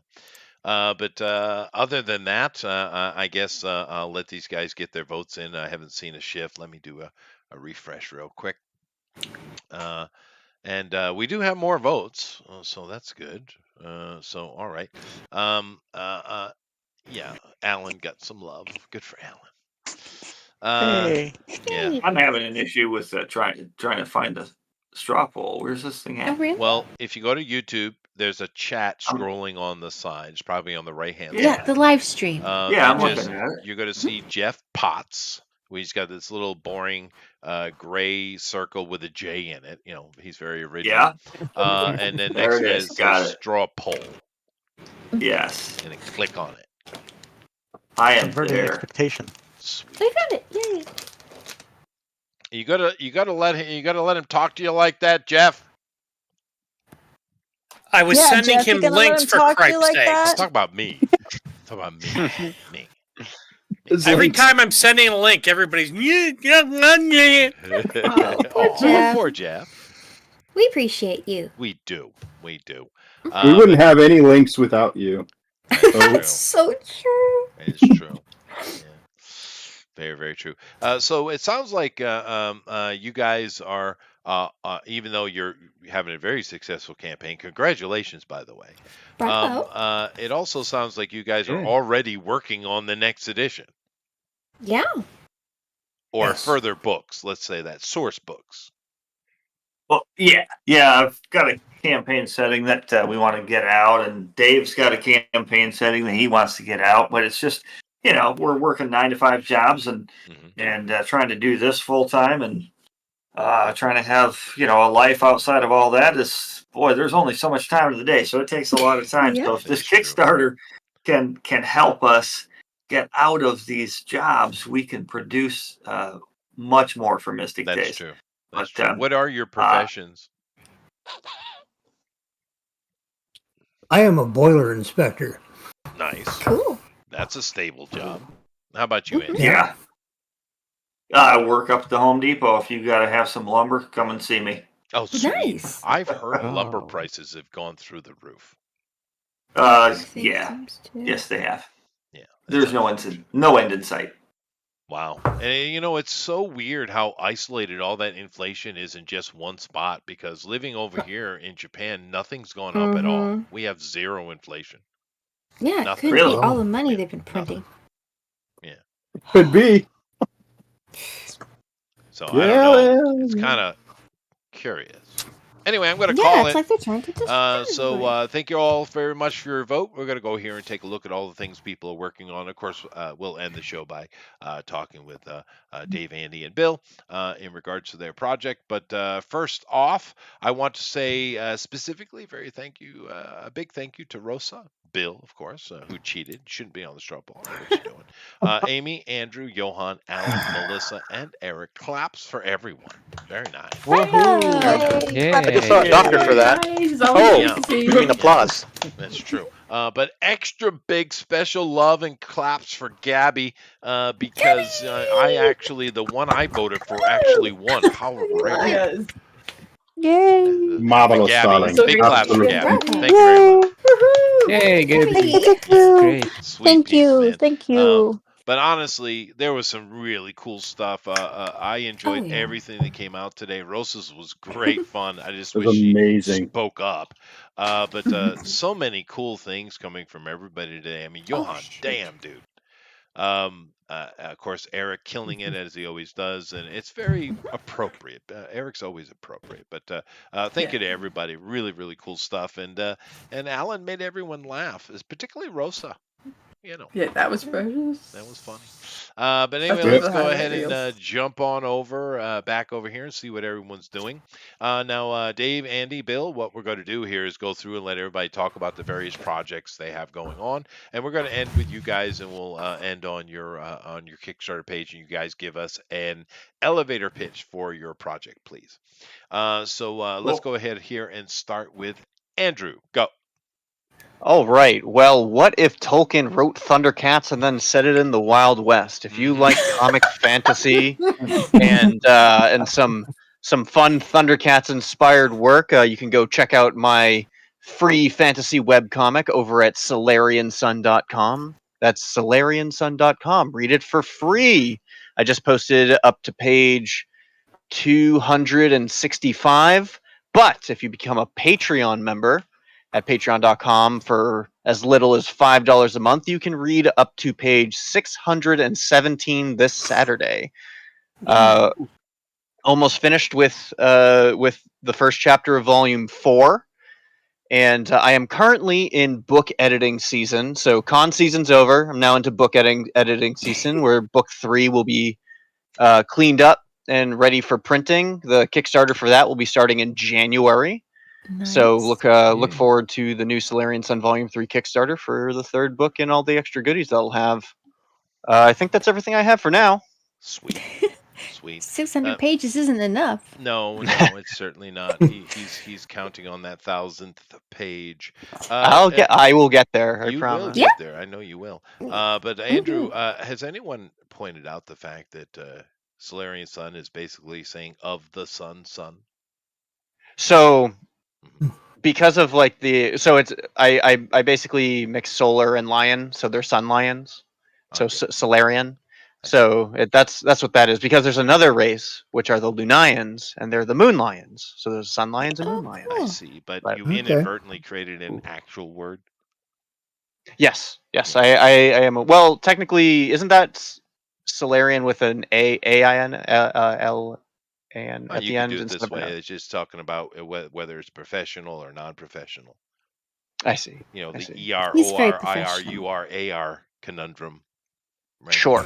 But Big no. play, oops, play, oplay. Yeah, but the thing is, it sounds cool though, and the rule of cool always takes precedent. That's right. That is true. That's right.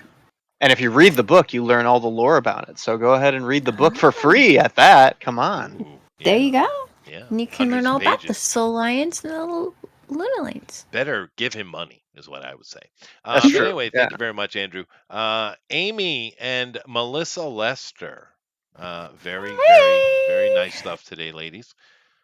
Oh, thank you. Oh my gosh, it's great being back on with everybody and seeing everyone. And we missed you guys. Work on our project's been going good. A lot of it's the programming stuff, so I don't have as much cool things to show off with that. But oh my gosh, it's really exciting. So I don't know when we're going to be able to start previewing some of the 3D stuff, but maybe I can start getting some of the concept out soon. Well, I've got some. Anyway, I'm wasting everybody's time. Thanks for coming to see us, Well, we'll do everyone. an episode when you And guys we'll are see ready. you soon. These guys, by the way, make video games, just so you know. Oh, yeah. Sorry. I forgot not everybody knows that. Yeah. Well, that's okay. We'll let UnseenKingdom.com. Melissa handle it. Go ahead, Melissa. Oh, you're right. Okay. Yeah, we've made we have what we had first game released on Steam a couple years back called Artisan Going Home Again, and since that time we've been working on upgrading our engine to be cross-platform compatible. You're just joining, using the tools that everyone else uses and just kind of upgrading the apparatus. So I've been having a lot of great work and so much fun making this new engine, and I'm just really looking forward to see what we could do with this, but not only for like the game we're making next, but like games for like our for like other people in the future. That's true. Because pretty much everything we're working on is figuring out how to take traditional 2D art and put it into simply access storytelling and sometimes also 2.5 or 3D games. So this could be really interesting. I can't wait till we get some tech demos together. But it's cool stuff. And it'll be cute and wholesome. Oh, well, yeah, probably that. You know us very well. Yes. Yes. Yes. Well, you guys do live next to the Fountain of Youth, so, Oh, that could be part of it. makes sense. Well, thank you very much, girls. Always happy to have you on, and really good art today. Aw. Thank you. Let's see here. Who else should I bother with? I guess we'll come back to him at the end. Oh, Eric. Okay. Hey, look, I got a creepy spider too. You do, Yay, but you got a this is spider? this is the proper death of a pixie. Yes. That's a fairy. That's Tinkerbell. No, that's a pixie. The wings, dude. Insect, Was- those kind of insect wings are pixies. Fairies have either Butterfly bird wings? wings or butterfly wings. I did not know about the bird wing variation. Yes. Oh my goodness. Anyway, That so would be 19th I'm century. But, slightly behind in shipping on Zombieful World of Oz 5 because I took a new position at work and I can't get to the post office every night like I used to. Oh, well, congratulations. I've only got about 20 packages left to go out. It doesn't matter. I got mine, and it was awesome. Andrew really got You know you can arrange pickups? I don't trust that. Did I bother to buy your project this time?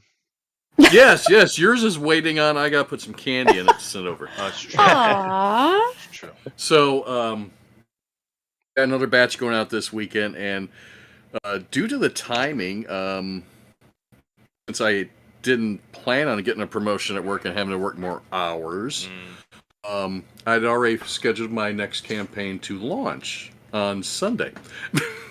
Oh. Okay. So, Zombieful Adventures 2 Neverland launches on Sunday. Oh, wow. The Are you pre-order. going to be okay with Oh yeah, yeah, they're fine with that. You'll be just fine. I backed a project last year for the wife for Christmas. It was a steampunk Christmas Nutcracker comic. Cool. And it was supposed to be shipped out in November last year. I'm still waiting on it, and the guy has launched 4 other campaigns since then. What? Oh, come on. So at least mine ship out. That's right. No, That's a probable huge thing. crowdfunding. That's true. Yeah. But, So yeah, we are launching on Sunday, 2 p.m. Central Standard Time, and this one is going to be twice as big as the first issue was. The first issue is only like 28 pages. This one's going to be 40. Wow. Everybody said they want a little more story, so this has got Tinkerbell and Captain Hook and Peter Pan and Lost Boys and one of my original characters from the Zombieful World of Oz, Crosswalker. So. Oh, nice. But did you make some of the Lost Boys girls because it's time?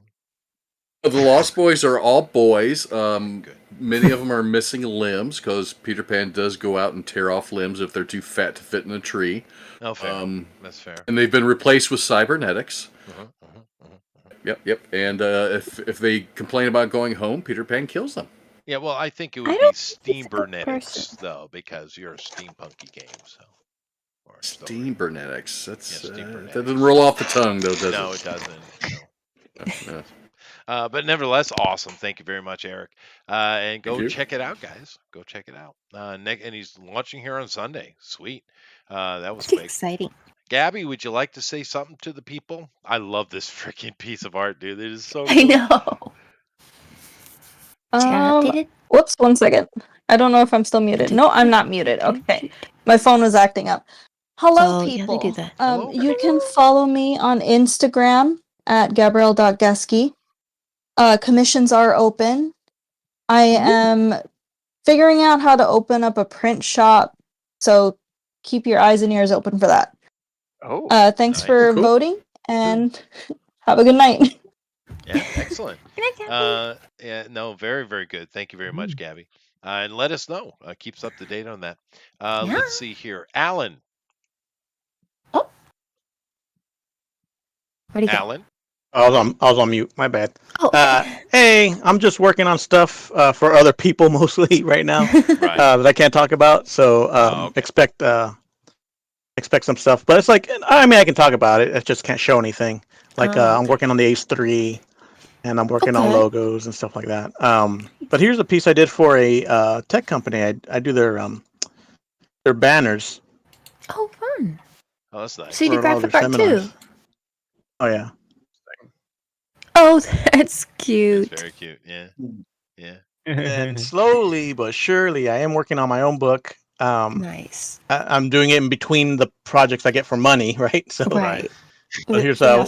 one of the last panels I've worked on. Etro for City. that. Nice. Yeah. Yeah, we need them physicals, man. People like. Yeah, that's the goal. Yeah, people like the monkeys. I don't know what it is. See the monkeys. You got the monkeys.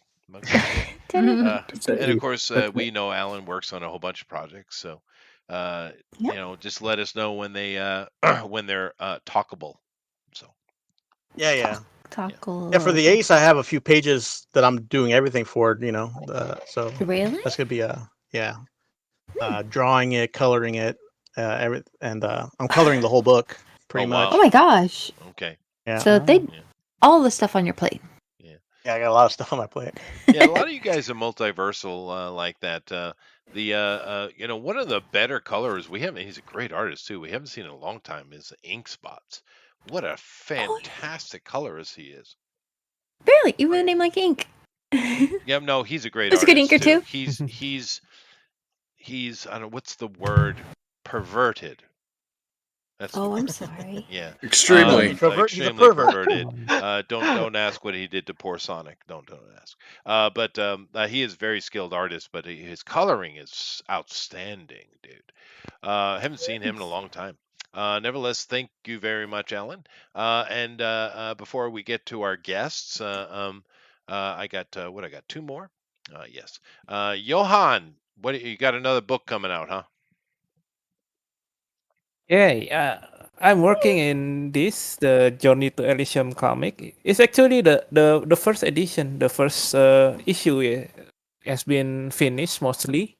We are doing good. for the bonus pages, yeah, and it's on Kickstarter around maybe in a few weeks, and we have still 81 followers. So please, guys, help us to follow in the Kickstarter, and it's Journey to Elysium. Journey to Elysium. Oh, that's gonna Yes, that's something we can do. A heavenly sanctuary. Elysium. Yeah. Elysium. Yes. Yeah, I'm doing all the arts here. So yeah, that's what I'm doing. No, it looks great. I love the cover. And we are also yeah. Looks really Yeah, good. this is for the alternate cover. Yeah, thank you. Well, when that comes out, you should bring them over, and we should do a night on it. This new book. Yeah. Oh yeah, sure. Yeah, Johan, looks great. Yeah, it looks really good. But bring Yeah, over sure, thank the you. crew, and we'll have a night with them. Let's see here. Before I get to the guys, of course, we have another person. Of course, we'll end with Jeff as usual. Rosa. Rosa. Rosa. Rosa? She's muted. Well, we Maybe wish she's you luck, chasing everybody. hurricanes. Oh, that could be. No, I'm sorry. I was trying. There. Can you hear me now? Yay. Okay. Yeah, be there. Woo!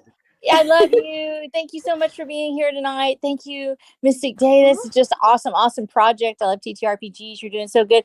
And look at all of y'all. I missed you so much. I'm pinching your little fat cheeks. Look at you. Just keep so sweet. I'm so proud of y'all. Thank you for being here. Everybody was like, when's Chester coming back? When's Danny Q going to be on? And you saw what happened. Chester, you can't leave anymore. No, You had to be here forever. It wasn't all me. No? Yeah, I know. Still. But here's the problem. The second week I was scheduled not to be here, right? The first week, unfortunately, was my wife. Yeah. blame the Because wife. I'm the father, so I'm the last person to know anything in the house. Mhm. And I was That's supposed to probably go pick fair. up my children, well, my son Oh. particularly, at the train station up in the city, and she Oh said, wow. "What are you doing?" Because I was getting ready to get everything set up to go on to do the show, and she was like, "Yeah, no, we got to go pick up Seth." What? What? So off I Was it went coming over? because I love you guys, but my wife overrules all of you. That's Of perfectly course. fine. Absolutely. That's how it How should be. dare she? How dare she even? Yeah, I know. Because I don't know if you guys know this, but the Japanese government and my wife have very little sympathy for anything I do. Oh, so As, sorry. as it should be. So it is what it is. But thank you very much, Rosa. Yeah. All right. Well, I got something to share. I just want to say I love you. And I have my new Fund My Comic. I just started my second series of the books. I have 6 books that are already out. I've got watched it. Well, that's right. I have 6 books now.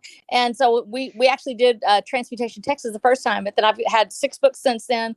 And I have my TTRPG as well.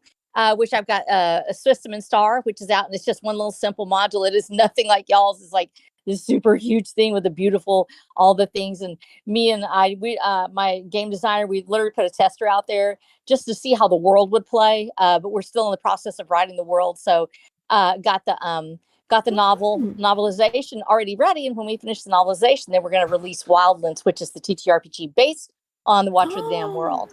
And so we've got that in the works right now. And I am releasing the 7th book, which is the start of the 2nd series. So Watcher of the Damn Wanderer is out there, and you can find it at fundmycomic.com. We just got finished with my first fundraiser, but I am terrible at fundraisers. I don't tell anybody. I just put mine together, and it's like nobody knows it's there. Even my own family's like, they have no clue. So there's like no dollars on it. And all it is just the storefront for Fund My Comic. And now you can sell the books directly from Fund My Comic. Yeah. So I'm doing, in addition to the my Amazon, which is the Kindle and the paperbacks, I decided to go ahead and sell my PDFs for $1 a piece because I wanted to do something special for all the broke people out there like me. They can't afford all the books. So I was like, I'm going to do them like, so yeah, see, my whole series now for $5. I've got it bundled, and I'm going to be trying that to see how that works. And I just wanted to have something that is put aside because when it comes down to it, Amazon, they're out there. But you know what? If they decide they don't like you, you lose your platform. Fund My Comics is there, and it's got a great setup, and we can sell directly from it. So look at it. It's a great thing. And if you can, visit my page over at at fundmycomic.com/Watcher of the Damned, all one word. And I've got the entire series on there, including some of the latest reviews. And we now have a 5-star series. It's like 4.9 or something like that for 7-8 books. Hey, congratulations. That's Thank great. you. I appreciate that. Yeah, that's great. It's really good. Now, of course, mentioning Fund My Comic is a great new crowdfunding place that's having a lot of success. We've covered multiple projects on that here, and we've actually had the creators on and talked about that whole bit, and it's wonderful. And we're a big supporter of Fund My Comic. Matter of fact, gentlemen, if you wanted to create yourself a Mystic Days comic, it would be a great place to drop it. And I don't know if you know this, gentlemen, but you are literally sitting amongst multiple experienced comic book creators. Oh, they're good. That's cool. Yeah, I had a plan when I brought you guys on. Well, I'm just saying, because that could be another money revenue, and it's also something a little extra you could throw in. I always appreciate games when they do some little storytelling introduction or setting up a new chapter, and they do like a little few comic book pages. I always like that. But nevertheless, let's go over and talk to the creators of Mystic Days. So Dave, Andy, and Bill, thank you guys very much for coming on. We really appreciate having you. So why don't you give us that last little bit of elevator push for us today, and let us know about your project. Okay. Well, fantasy role-playing game is a fantasy role-playing game, right? That makes sense. Yeah. Combat is a part of it, but it shouldn't turn into a war game slugfest for the rest of the night as soon as you meet. a goblin or a troll. It should in combat should enhance the role playing, not detract from it. Thank So you. magic should not be automatic. Magic should have a deadly element for the caster themselves. And monsters should be monsters. They shouldn't be humanized. They should be irredeemable. That's what makes them monsters. Monsters. And right. so if that's what you're looking for, welcome to Mystic Days. Nice. Very good. Nice. Anything to Beauty. add, Dave or Bill? Well, not much really. Yeah, we just kind of felt that humans bring enough evil to the table themselves that you don't really have to have organized evil in a monster. They can just be a monster.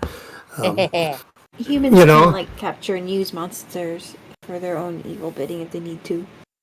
Yeah, I mean, you think of all the evil monsters came from the mind of a human to begin with, So you can't get much more evil than what can come out of the mind of man. So monsters, we didn't need to go to Tolkien and have them humanized, No. So it gives a nice twist, all the monsters aren't the monsters you're familiar with. It's nice, all fresh things coming out. You might hear goblin, but it's not going to be the goblin you're used to. So that kind of makes it fun. And yeah, magic. We wanted magic to have a very dangerous element. You're wielding powers you weren't meant to wield necessarily. So when things go awry, they go awry, and that's what makes it fun. But it will be coming up. Once this Kickstart's over, we gave ourselves a year to get everything over. We didn't mention much about Ron Christopher. Excuse me, but he's a creator that we met. He's out of Florida, and he's basically doubled our creatures with what he's got, and a lot of new magic items. And so it's going to take us a while to convert that over from 1E is the system he created them for. Right. And he's got that book out. It's called Ron's Old School Compendium. Yep. That's on Amazon. And you can get that on Amazon, and that's a great book if you guys played 1E or any of the editions at D&D. I'm sure they transfer over pretty easily. But you want a brand new group of monsters and stuff. That's great. And he's got new spells, new magic items, and so that's where we'll be over the next year. Like Andy said, he's got a campaign he's trying to get together. I'd like to. I'm doing some stuff with some 3D terrain that I'm trying to get done, and so we got stuff on the table. Sounds like it. It's just like he said, getting the time to get it out there and still have a family life. Sure. Oh yeah.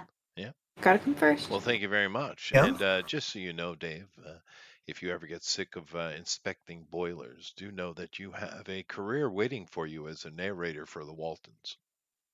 That is For the right. Waltons? Oh, excellent. Or something of a similar vein. He does have that voice, doesn't he? Yes. Yeah. Yes. Oh yeah. Absolutely. You got that jolly old man sound. It's perfect. Well, and probably the 35 years of smoking helped that, Yeah, I'm right there with you. Yeah.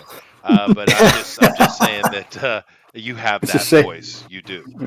I don't know if you've ever pursued it, but there is money in that. Particularly, here's an interesting place you might actually want to look into: board games. Because a lot of board games have now gone to using tablets and phones to have narration to spice up the board game itself. And there's a lot of Wow. narration work there, yeah.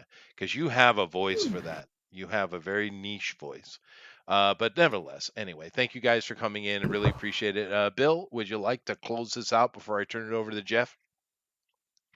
Sure. Yeah. I'd say this has been a really wonderful experience. It's kind of a blessing. And tonight was just a lot of fun to watch things that I created be done by talented artists and see what you all came up with. It's pretty amazing. I've been on this show off and on for like the last 6 years, and I've never been on this.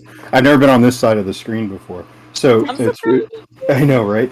It's really fun. But again, it's like I have a lot of commitments outside of this and art. So the way all this happened for me is it's been a real blessing, and so I'm really thankful to Andy and Dave for giving me a shot, and thanks for bringing us on the show. And I would really like to see how this avenue of and this talent and bullpen of artists could go out into other genres and media, like the role-playing industry, which really is starving for the quality of art of comic book artists in an industry where people will appreciate and love you.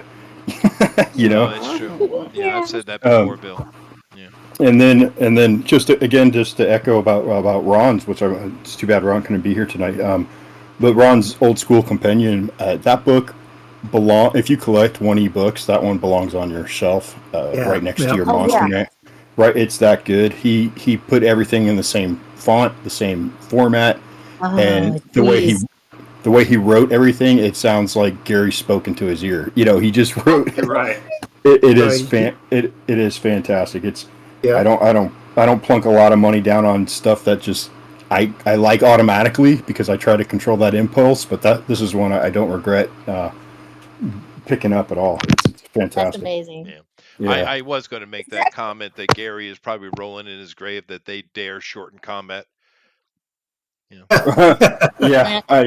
Well, Gary, Well, he he was a wargamer. He's coming out try and of stop wargaming. I was gonna say try and stop me. Yeah, that's true. All right, But, thank you very much, Bill. And Yeah, it's thank you. awesome. Don't know what we're doing next week, but of course we'll doing something awesome. So come back for that. See all the great art. And thank you to these guys for coming on and sharing their project with us. Of course, Mystic Days. Go check it out on Kickstarter and add to it, dude, because it looks like a Yes, lot of please. fun and pretty straightforward. So thank you. And Jeff, takes out of here, man. Yay! Links for The Revenant and the Tomb are in the chat, as well as The Wizard's Stone. Buy your book. Hang on, yeah, buy my book. I will be at BaseCon Yes. starting tomorrow nice. through Sunday. So it's going to be out in Grand Rapids. It's sold out. And I Go will be love my holding- people. Yeah, and I'm on the final panel on the final day. So. I know. Sweet. That's nice. So, and the next book will be coming out May 21st, 2024. I have 2 more chapters to write, and then I am done with it. So, wife's going to be reading it while I'm up at BaseCon. So, You go get them, Tiger. I will. And namaste. Namaste. And for our guest, I am going to be running an outro here, so be patient. But once again, thank you, everybody, and later. Hey, thanks for having us. Bye, everyone. Hey. God bless. Bye.